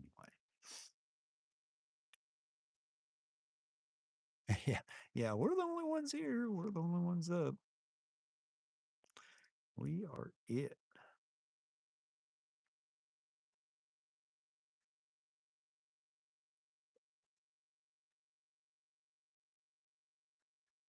Yep, we are it.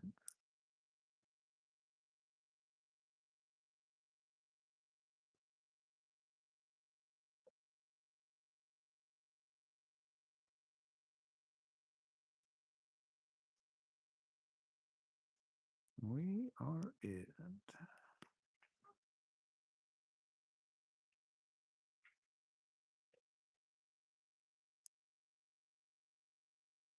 Hey, cat. What? The mosquito did a drive-by. Yeah, I'm telling you. Did a number on me. Oh, there's my kitty cat.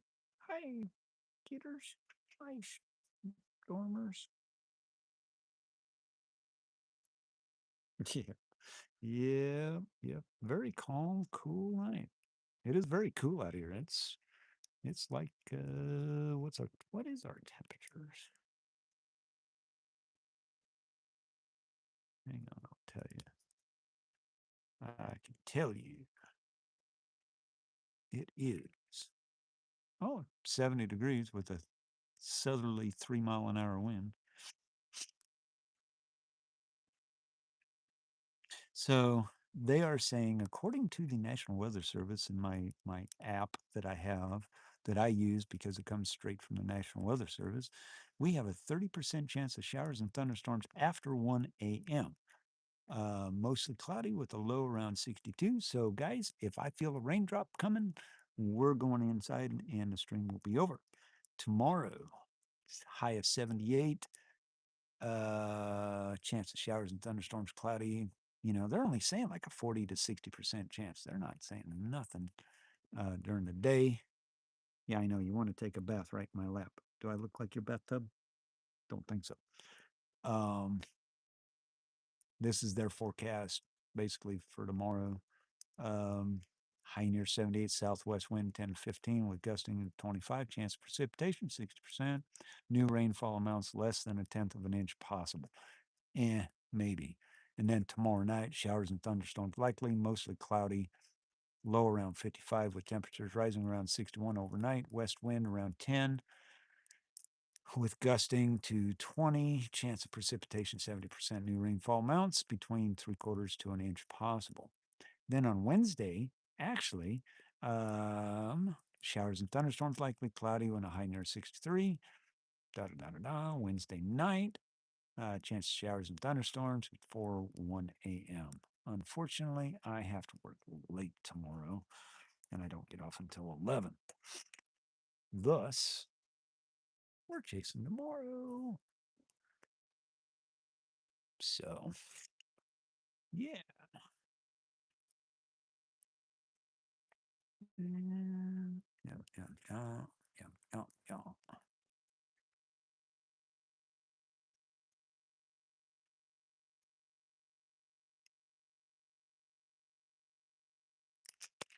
Whoa. What just happened?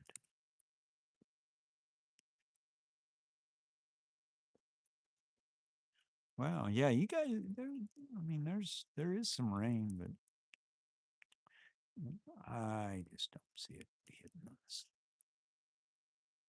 I really don't see it. I'm gonna have to go fix that.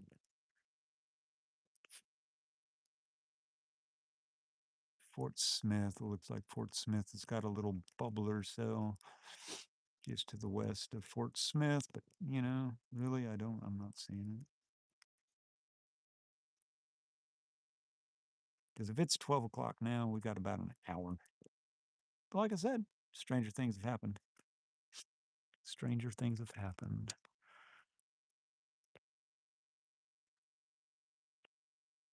Who in the chat has night owl friends? They're the ones that need to be in this, watching this. Help us out. We need all the help we can do.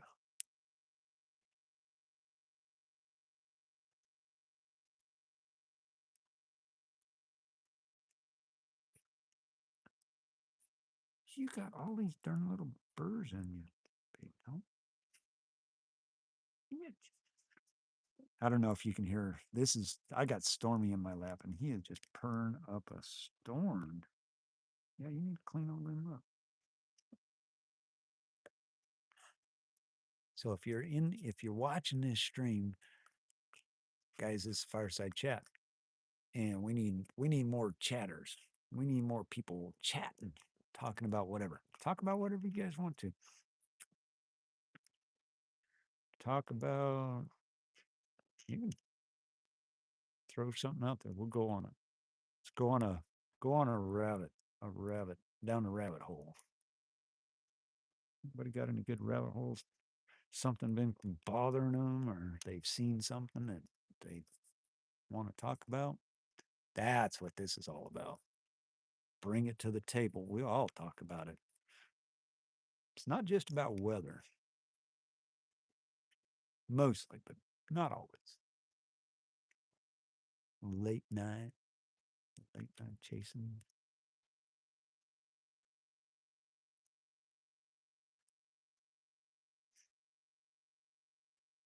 Talk about the new puppy. Well, her name is Maya. She is a full-blooded Siberian Husky. She's 9 weeks old now. We've had her 2 weeks, going in our second week, 2 weeks, I guess. Yeah, we've had her 2 full weeks. I think she's 9 weeks. She's not registered, but we did pay for her. She's a handful. Not really a handful. She's actually pretty cool. She gives the other dogs a run for their money. Um, especially Holly, because they're the same size, and so they like to rustle and tough and that. What are you barking at, Fearless? Oh, you hear the other dog down the street? Yeah. Mm-hmm. Well, tell him. Tell. So that one you hear gruffing in the background, that's Holly, the little one, the little dachshund, miniature dachshund, miniature pom mix. Fearless, fearless.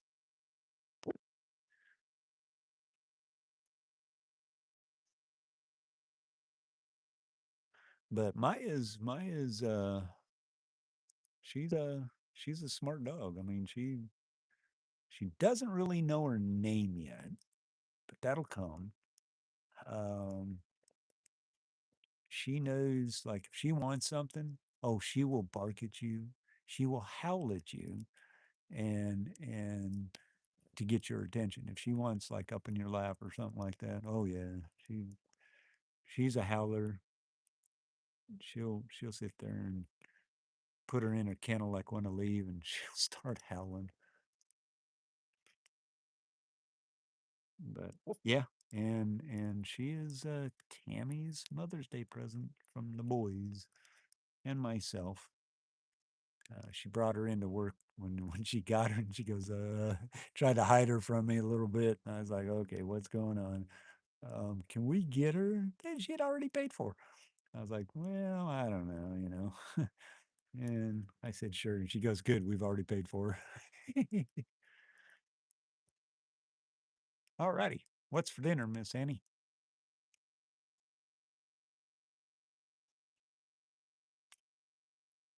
So when she handed her to me, she literally just kind of really just curled up got up and snuggled on my shoulder a little bit. I was like, oh, you can't go wrong there. So I'm like, well, all right, kicking the stones a little bit. And it was good. She's a good one. Ooh, baked potatoes and meatloaf. Good deal. What kind of veggies? What are y'all's favorite vegetables? We'll talk food. Not that I'm really hungry, because I had some food today that, man, it was a Italian goulash of some sort. It was very good. I'm full. What are your favorite vegetables?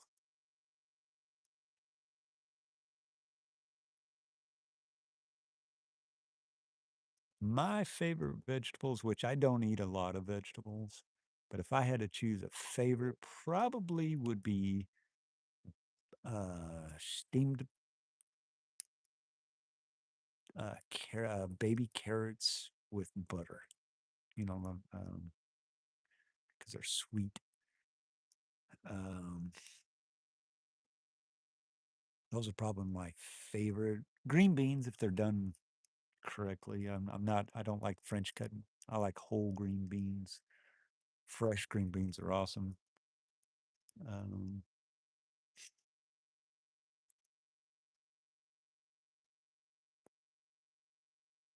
has anybody ever tried eggplant? What are your thoughts on eggplant? That's a good one. Eggplant's actually really good for you, I hear. What are you barking at? Oh, bacon and onions. There you go. That's always a good combination. Can't go wrong there.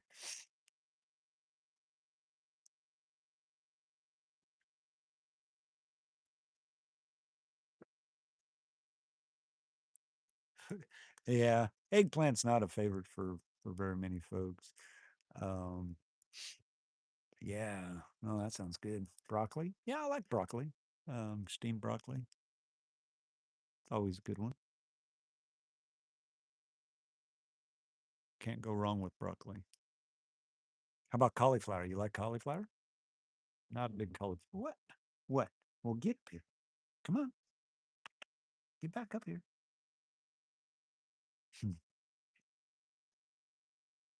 She's trying to tell me it's time to go in. Come on, baby.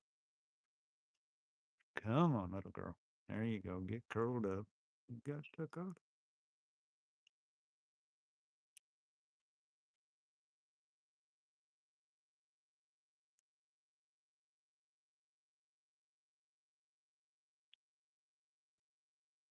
Yeah, the crickets are cricketing, sorta. We haven't had any the mother, not the locust, but the cicadas. We haven't had any cicadas this year. Yeah, I agree. Wished we could have a. I had time for a garden. Gardens don't do very good where I'm at. Corn on the cob, yeah, butter and salt. Yep. Throw a little pepper on them, and they're good for you. Oh, there's our mockingbird. Got a mockingbird out here now. Finally woke up. I hear him behind me. Got a train going. What are some other favorite veggies? Gosh.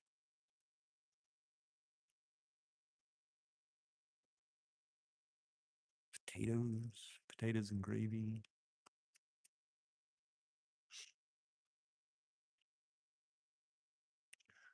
All right. So next question.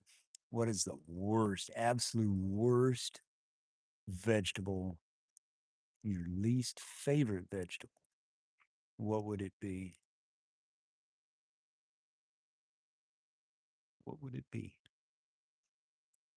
Let's see. Mine, probably Brussels sprouts. I really don't do Brussels sprouts. My wife, kids, they love Brussels sprouts. Me, not so much. Trying to think of what would be another. That would be my least.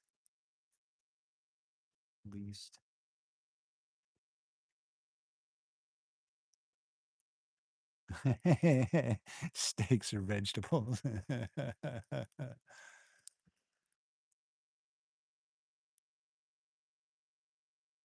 Oh yeah. Rich. Ribeye. Yeah, that's true.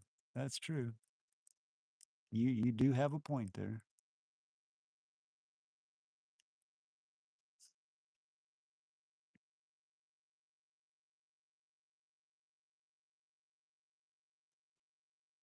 Maya's after Stormy. Is that why Stormy comes flying out the door? That's funny. That's funny.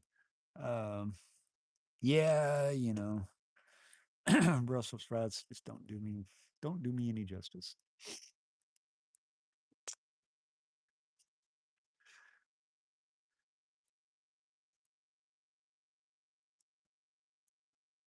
So what's the okay, any seafood lovers out there? If you've had seafood, what's your favorite seafood? Mine is food that I can see and eat. Seafood. Uh-oh. The alarm's about to be sounded. No, you stay here. I know it's the neighbors. They're being noisy. No. No. Control it. No. You're fine. He's got his music up really loud. Seafood. I haven't eaten in a very long time salmon. I love smoked salmon. I love grilled salmon, like on a fire. Oh, yeah. The strangest seafood I have probably ever eaten.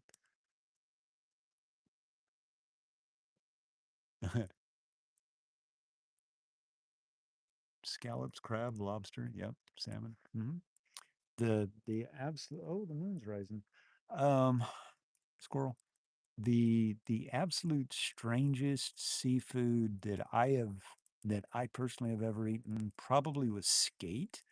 We caught a skate. We were jigging for crabs up in Puget Sound, up in out of Seattle, up off of one of the islands, and managed to catch a skate, which is like a stingray of sorts.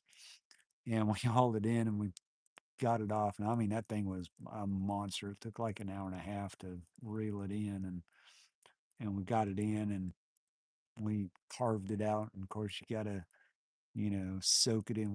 We put it in salt water, and then and actually soaked it in milk, and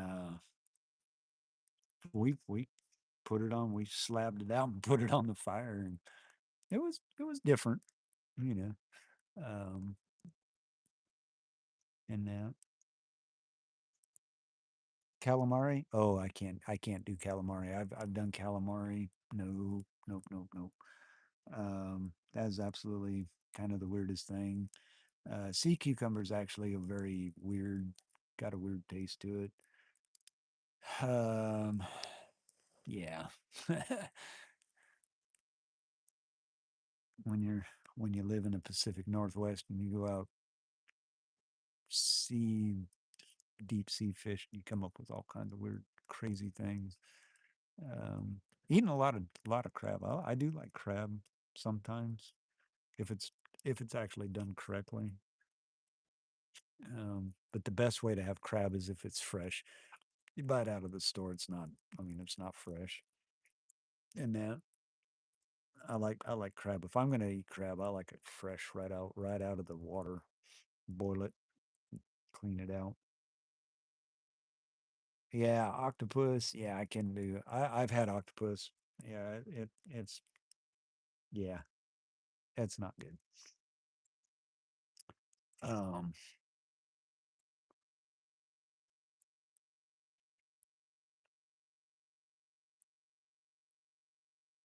yeah, there is some truth to that. I've heard about the microplastics and that, and and a lot of that's because of we live in a plastic world. I mean, you've got things that they eat that just really are not good for you, and so you know, kind of back off the seafood stuff and in that. I don't know. I think it's in certain regions. Don't quote me on that, but I think yeah, the mercury content and that, and some fish actually have a lot of mercury in them.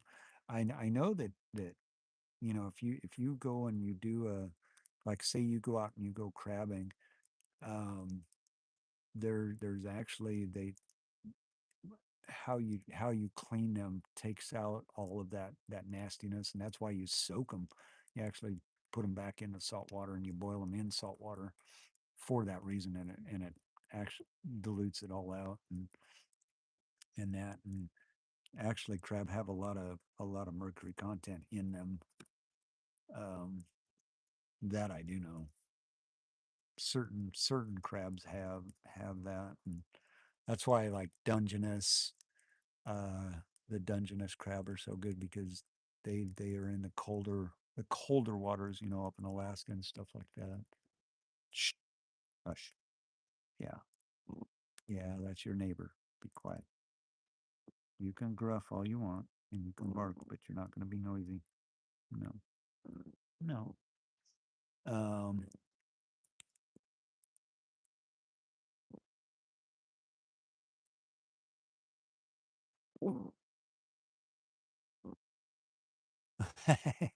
I've never had. I don't know what a lemon fish is.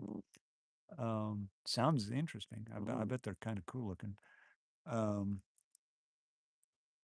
but yeah, you got to be very careful. Doing seafood. Seafood is in its own. That's why you get a lot of these places that serve up a lot of seafood. They actually are grown. They have their own places, and they're very protected, and they're basically grown for them. Hey, Julie, welcome back. Yeah, freshwater perch. Yeah, can't go wrong with perch. Um, it's like a good bass. I mean, if you do it, if you cook it right, it's all in how it's prepared. And fish to cook is very, you got to be spot on with it, or it tastes like, ugh, you know. Um, it's like a good steak, you know. If you cook it right, it tastes pretty darn good. But I like steamed clams. Now I can eat steamed clams all day long. Oh, so good. So good. Shrimp and garlic? Yeah, I like shrimp. You like the butterfly shrimp or just the regular big shrimp? Butterfly shrimp are awesome.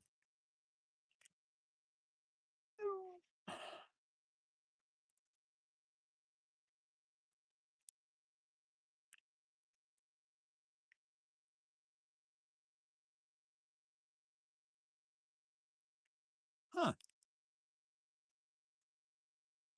Oh yeah. I you learn something every day. I've never heard of it. Never heard of it. Sounds good actually. Sounds almost like a, what am I thinking of? Kind of, is it kind of like tuna? Is it when it's cooked, does it flake out like tuna, or is it more like more like solid? Is it solid texture? Is it, or does it flake out? That's, like I said, if it's done properly.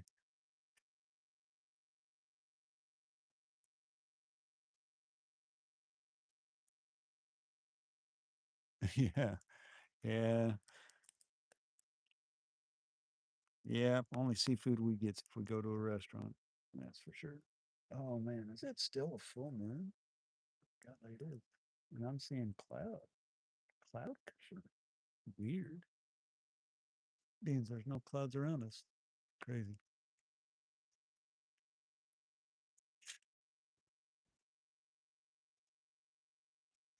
Yeah,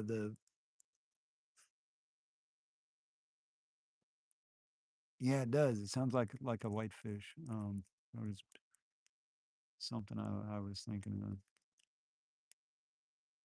Trying to think of a whitefish, but yeah, you're right, Rich. It does. It sounds good.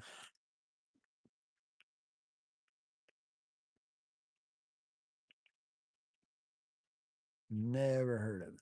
See, you learn something every day. You never know what you're gonna learn.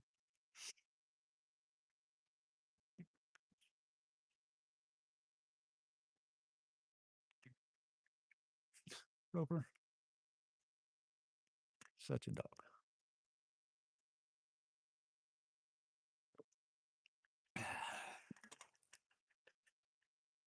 Such a dog. Yeah, pollock and cod. That, I guess that's what I was thinking of. Those are pretty popular. Um, good cod. Oh yeah. Haven't had cod. Can't say I've ever had pollock before. I've had cod. I know. And fresh, boy, fresh is good. We used to get that up in Seattle a lot. We get cod and we get ling cod. God, ling cod is really good too. Go fishing for lings. They put on a pretty good fight. Trying to think. Let's see, what else is there? Let's see.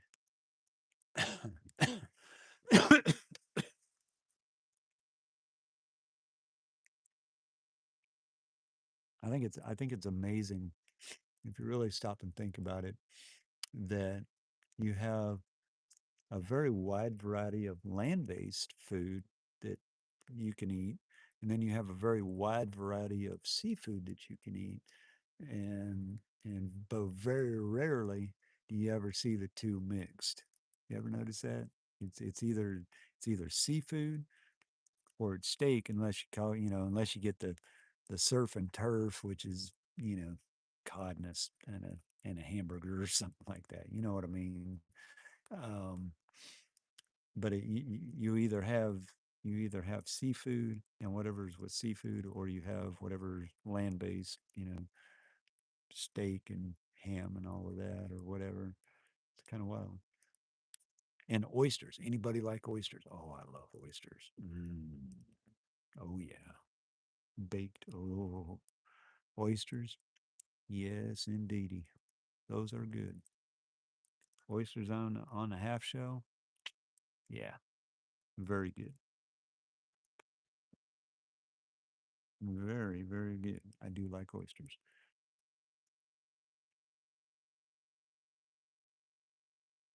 Yep. We used to catch. We used to go um, and gooey duck. Anybody ever had a gooey duck? That's a big clam, big old clam. Cook them up, steam those just like you would any other clam, but they are huge, and you just slice them out. Oh my God, they are good.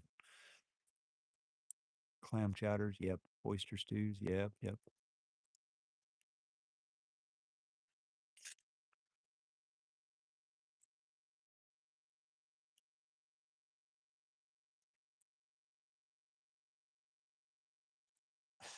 Never got the dollar. Yeah, yeah. You just got to get past the texture, the sliminess of an oyster. But yeah, they're good. They are good. Oh man,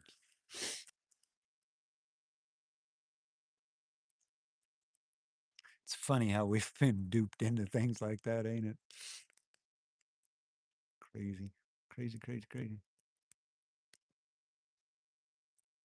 We've been streaming almost 4 hours now. Who had ever thought we could throw a stream together and just talk about whatever for 4 hours?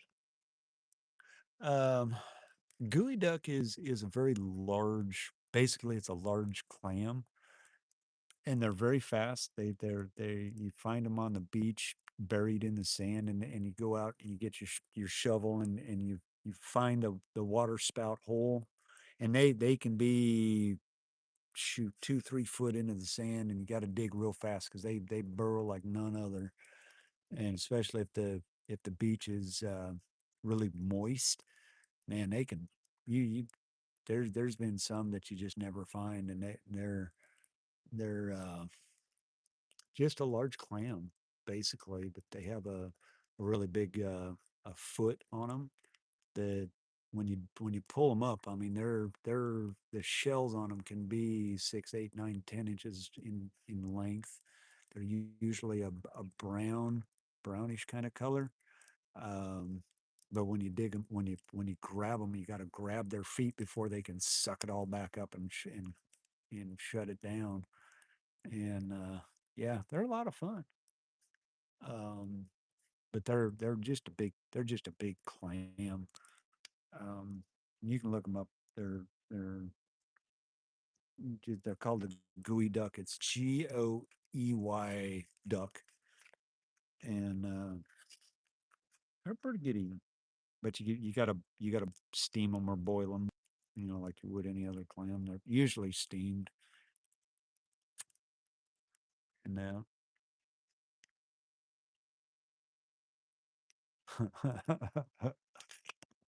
what Julie say? Moist. Hmm.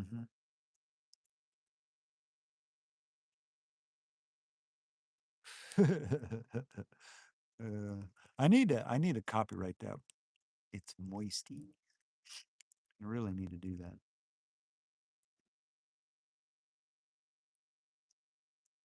Well, that too. They do look. Yes, yeah. But the shell part of them is basically a large. They're just a large clam. They look a little disgusting. I agree.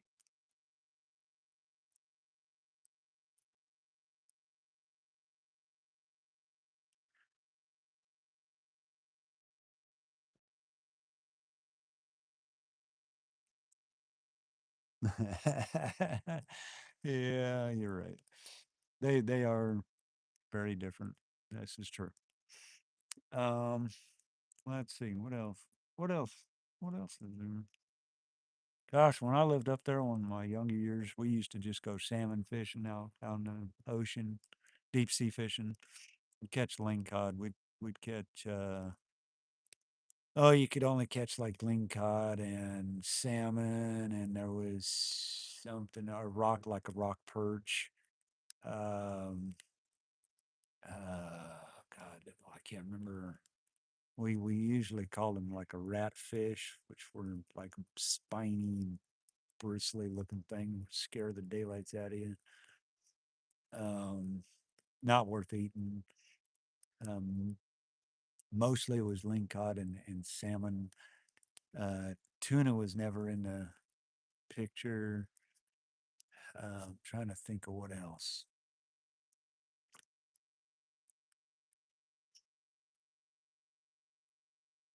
Every now and then you would catch a shark, like a dog shark or what we call the dog shark, which is just a small shark that had a really bad spike on the end of its tail. Um, yeah, not really. I mean, crab. Obviously, we go crabbing.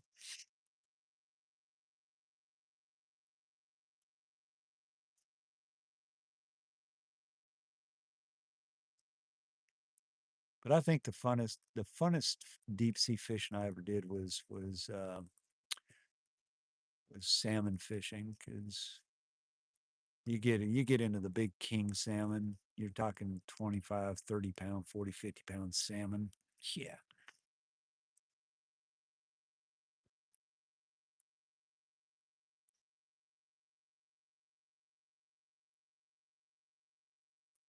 Uh,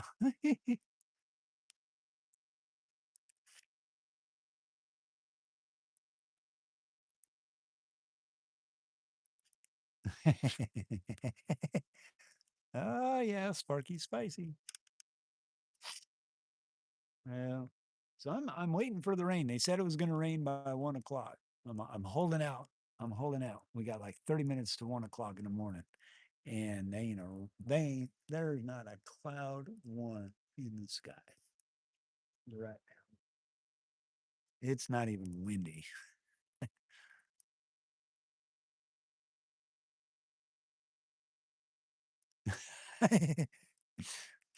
Oh, what's Sparky gonna say? Sparky, you're dreaming. Oh, and okay, I'm down to 10% on the battery. So yeah, when the battery dies, I guess that's when we're gonna end the stream.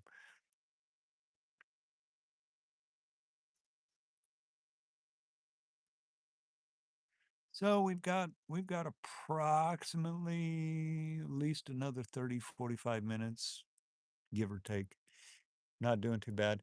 And for the first time in it forever, the phone hasn't gotten real hot, which tells me it's really kind of cool out here. So that's a good thing.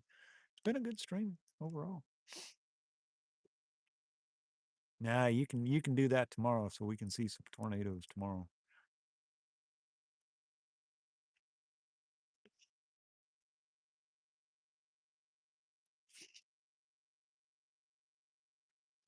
So, but it's relatively quiet, which is almost kind of concerning because usually it's a lot noisier.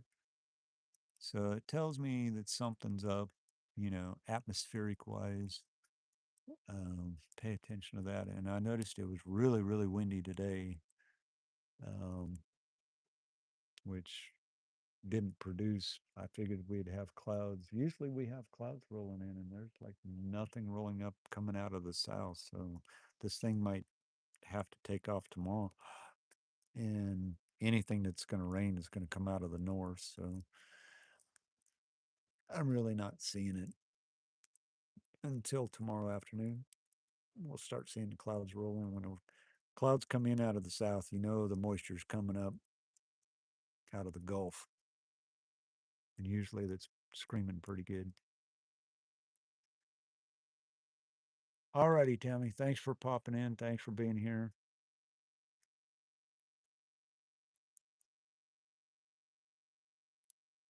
Nah, I'm gonna let it go, honey. I'm not. I'm just gonna. I'm gonna probably let this fire just die out on its own. It's fine. It's got logs around it. It'll smolder out, and if it rains, it'll put it out. I'm not too concerned about it. But I'm gonna let the phone die. Be good for it.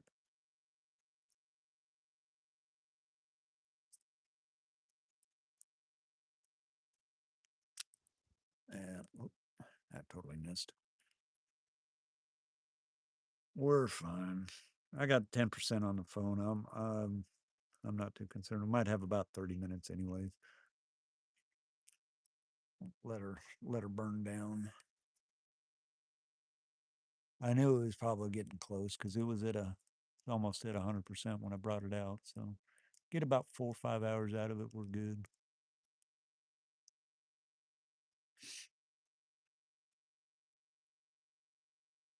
That way, and I can get a good charge ready for tomorrow. But tomorrow, I don't know. It's kind of one of those, and this is the way it's been all years. I've really been very unsure of what the weather's gonna do until it just does it. Because when you look at models, you look at all the models, you start looking days out, and nothing really corresponds or correlates with each other, and ever happens. And so I'm really, tomorrow's a toss up. Just be quite honest, and I think that's just our weather pattern.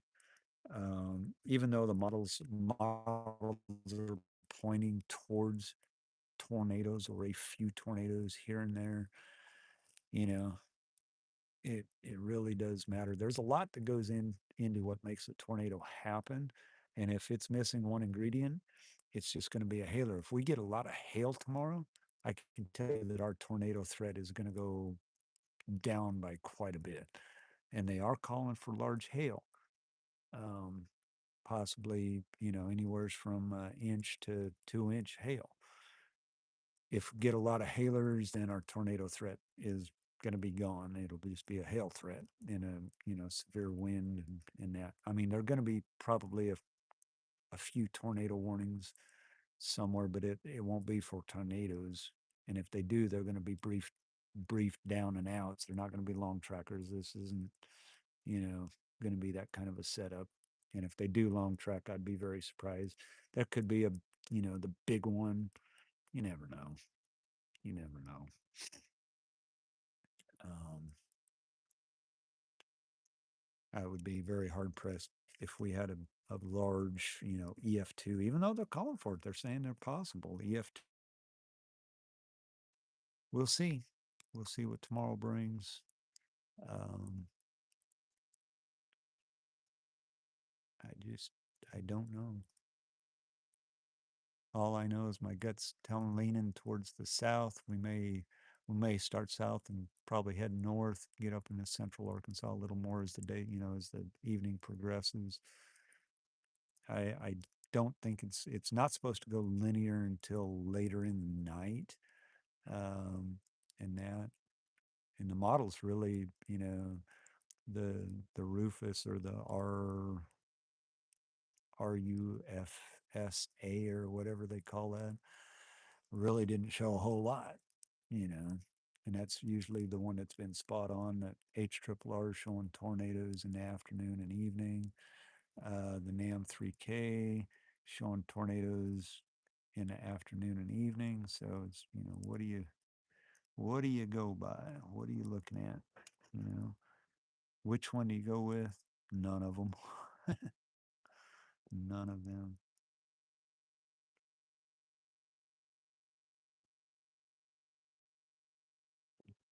Got something.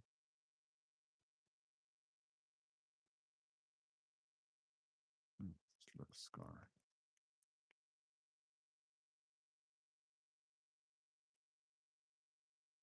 So I really don't know. I don't know. Tomorrow's kind of a toss up. Not a slam dunk, very conditional. You just never know. Let's see. What else? Let's see. What else? What else? I really don't have anything. Anybody catch the Kentucky Derby? I think that was this last weekend, where the horse came up from behind and won it at a 23, I think it was. That was kind of cool. I watched that. That was kind of the highlight of the weekend. Got Mother's Day coming up. Happy Mother's Day to all the mothers out there.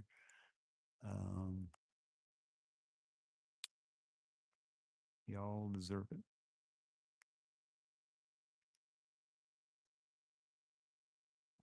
Let's see. What else? What else? I'm running out of things. I'm kind of letting that one, watching the fire go. I may go stir it up, get it more centered up, and go from there. All right. I'm gonna go stir the fire up, get it ready to go down. Oh, little girl, you're like a piece of spaghetti in my arms. Oh. You just sit right there and keep the chair warm. I'll be back. Oh, sorry. Sorry. I didn't even see you. Just kick the dog.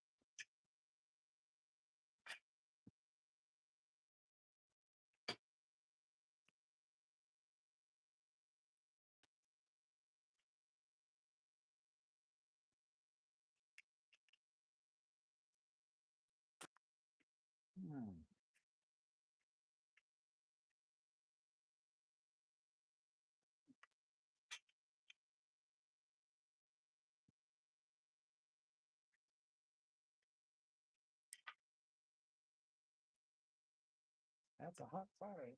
Thank you.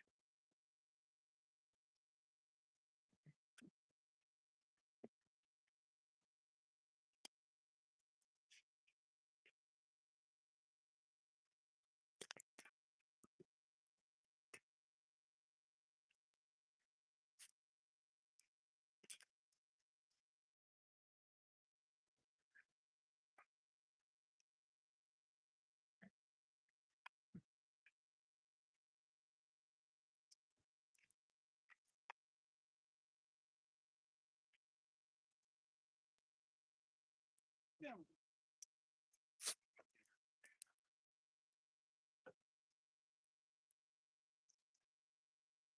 It's a hot, hot fire.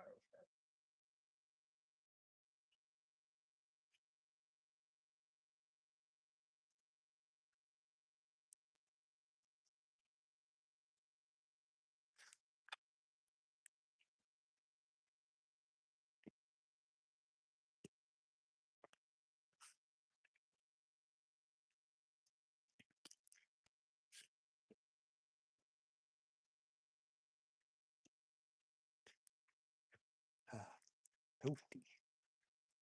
Toasty. Toasty. Toasty little girl. Yes, it's toasters. That is a hot fire. Ooh.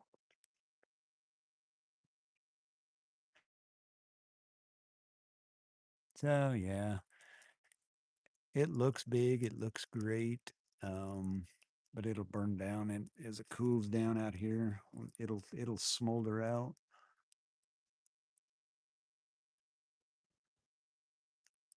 So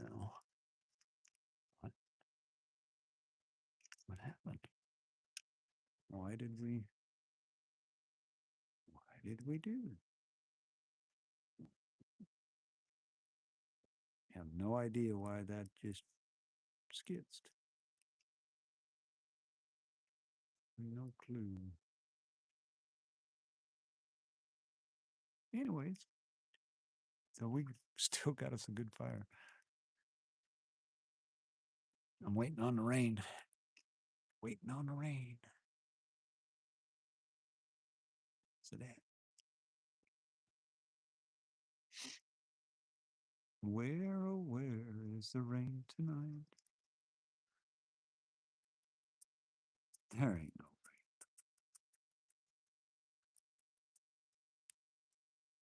Closest raindrop to us is north of, actually up in Bentonville, Fayetteville area.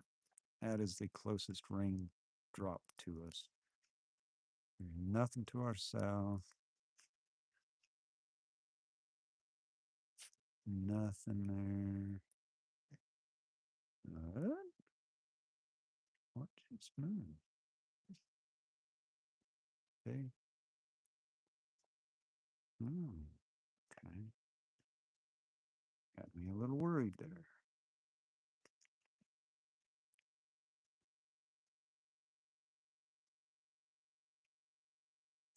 See if they moved, changed anything. No, we're still in our hands.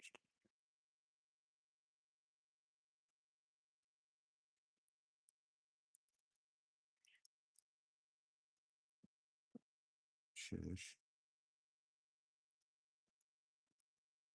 Shush.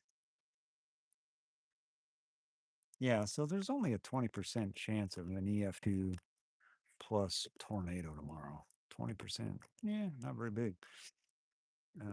But it is possible, I guess. It is possible. And it does cover much of the central north. Boy, it's gone down a little bit because Hot Springs is like right on the edge of it. Benton and Little Rock's to the south, but it's all maybe to the north. Never know. You just never know. I really don't want to chase up around Russellville. Who knows? See what these guys are saying. Yeah, temperature's actually going down. It's actually 68 right now. So pretty good, pretty good, pretty good.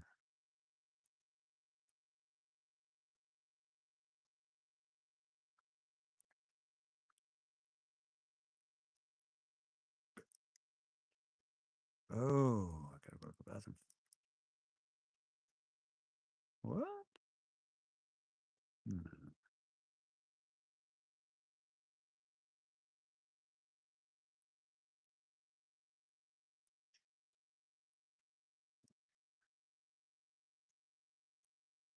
Alrighty, guys.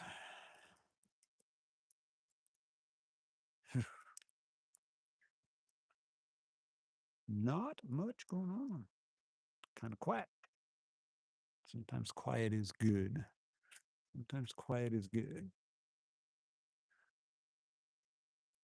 I'm just going to let that thing burn. That's what I'm going to do.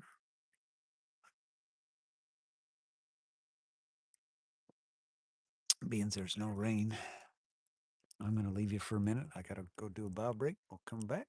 And if there's anything else anybody wants to talk about, we'll talk about it then.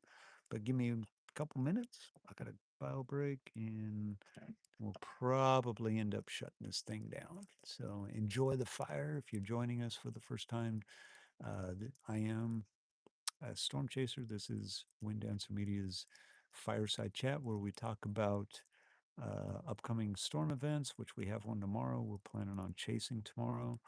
If you're new to the channel, do me a favor, smash that like and subscribe button for me. It really helps the channel out.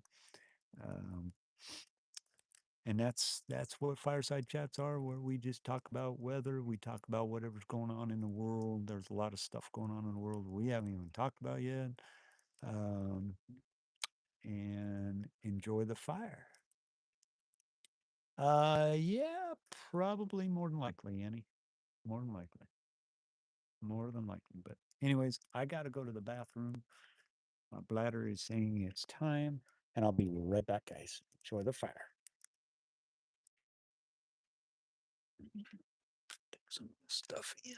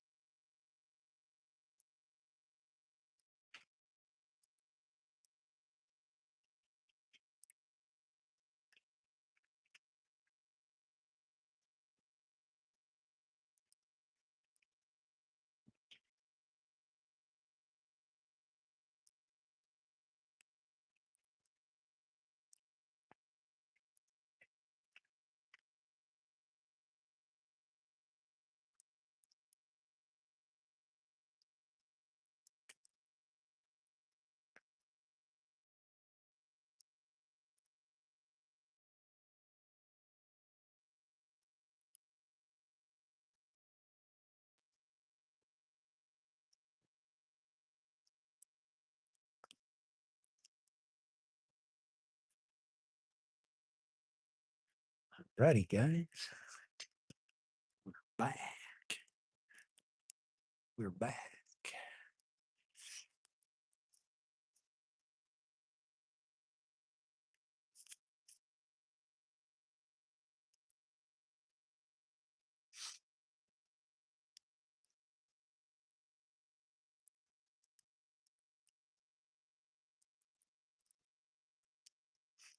Yeah, you guys, are you guys in winter? Is it your winter time down there? Annie?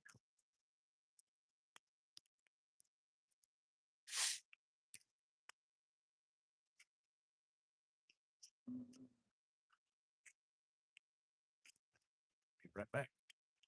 I gotta grab some.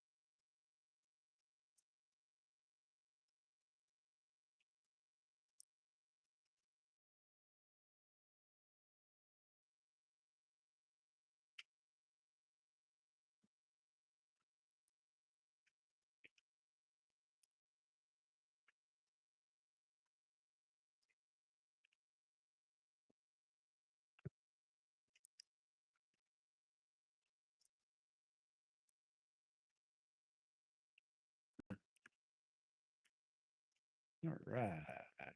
Righty. Oh.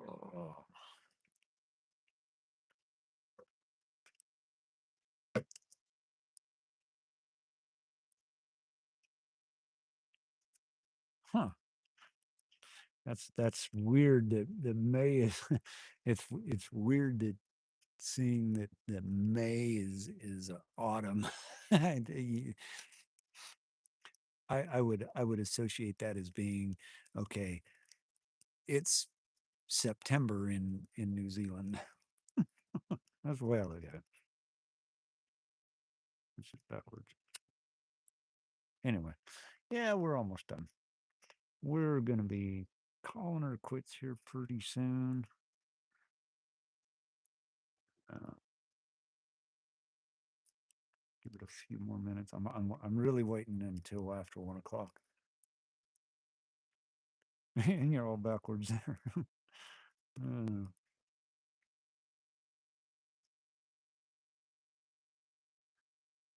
it's all good. I think we're backwards here sometimes, most of the time. But yeah, we'll finish out in a prayer. Not really worried about the fire burning tonight. It can burn. It ain't going nowhere. Just let her smolder out.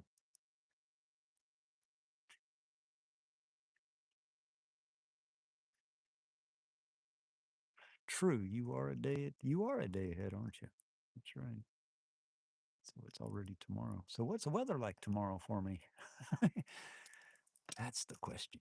What's the weather like tomorrow? That's what I want to know. What's in store for us?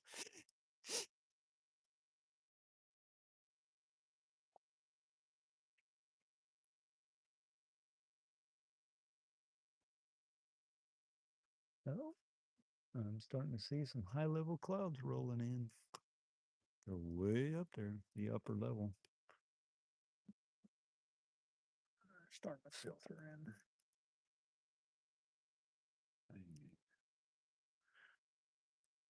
Give it a few more minutes.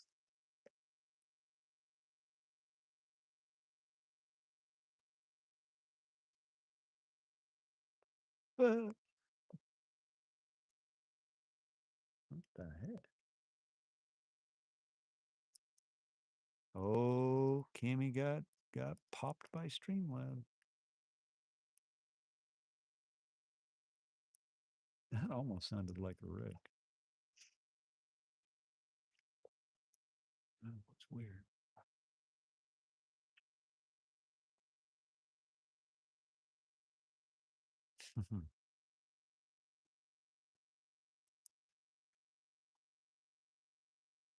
Kid's got his music going. I can hear it over here. It's like, really?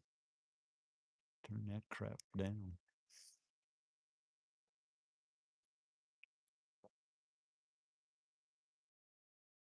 Dog chewing on a branch over there. That's Casey over there.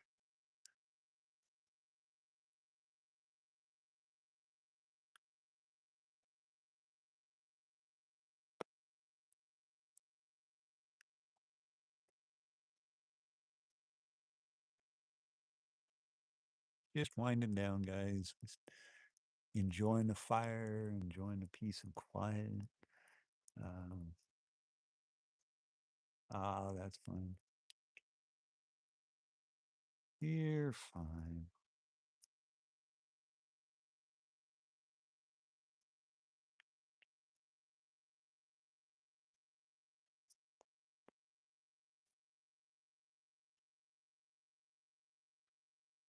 Like I said, I know there's some area. I know there's I know of two big chasers.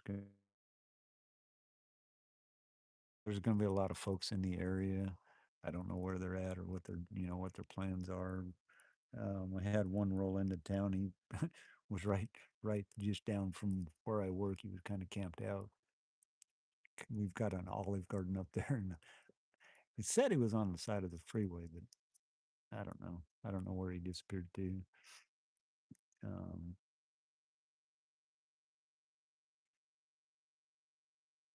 so I don't know who, big chasers. I don't know who's chasing tomorrow. Not really worried about them. Um, but tomorrow should be a pretty good chance of seeing something. We'll be out in it, um, observing and whatnot. And I think it's going to be a good day. And if we get on a tornado warning storm, I think that'll be a good chase. Wherever it is and whatever happens, we'll let it happen. It is going to be what it is, and we'll make the best of it. No, we're gonna not put any more wood on the fire. My battery's about dead, and we're gonna wind this stream down a lot. Hi, cat. And we're gonna let her go, get some rest, so I can look at models first thing and see what's going on, check things out. You know, I think tomorrow, like I said, tomorrow we've got possibility, we got the chance. I know we're going to see some rain. I know we're going to see some lightning and stuff like that. Um, yeah, Kim, I would make s'mores if I had some sticks and some marshmallows. We didn't really plan for that. One of these nights we will definitely do that. But I think tomorrow, like I said, tomorrow I think we're gonna get in. We're gonna see something. I don't know. I'm not gonna say we're gonna have a tornado outbreak because that ain't gonna happen. It's very conditional.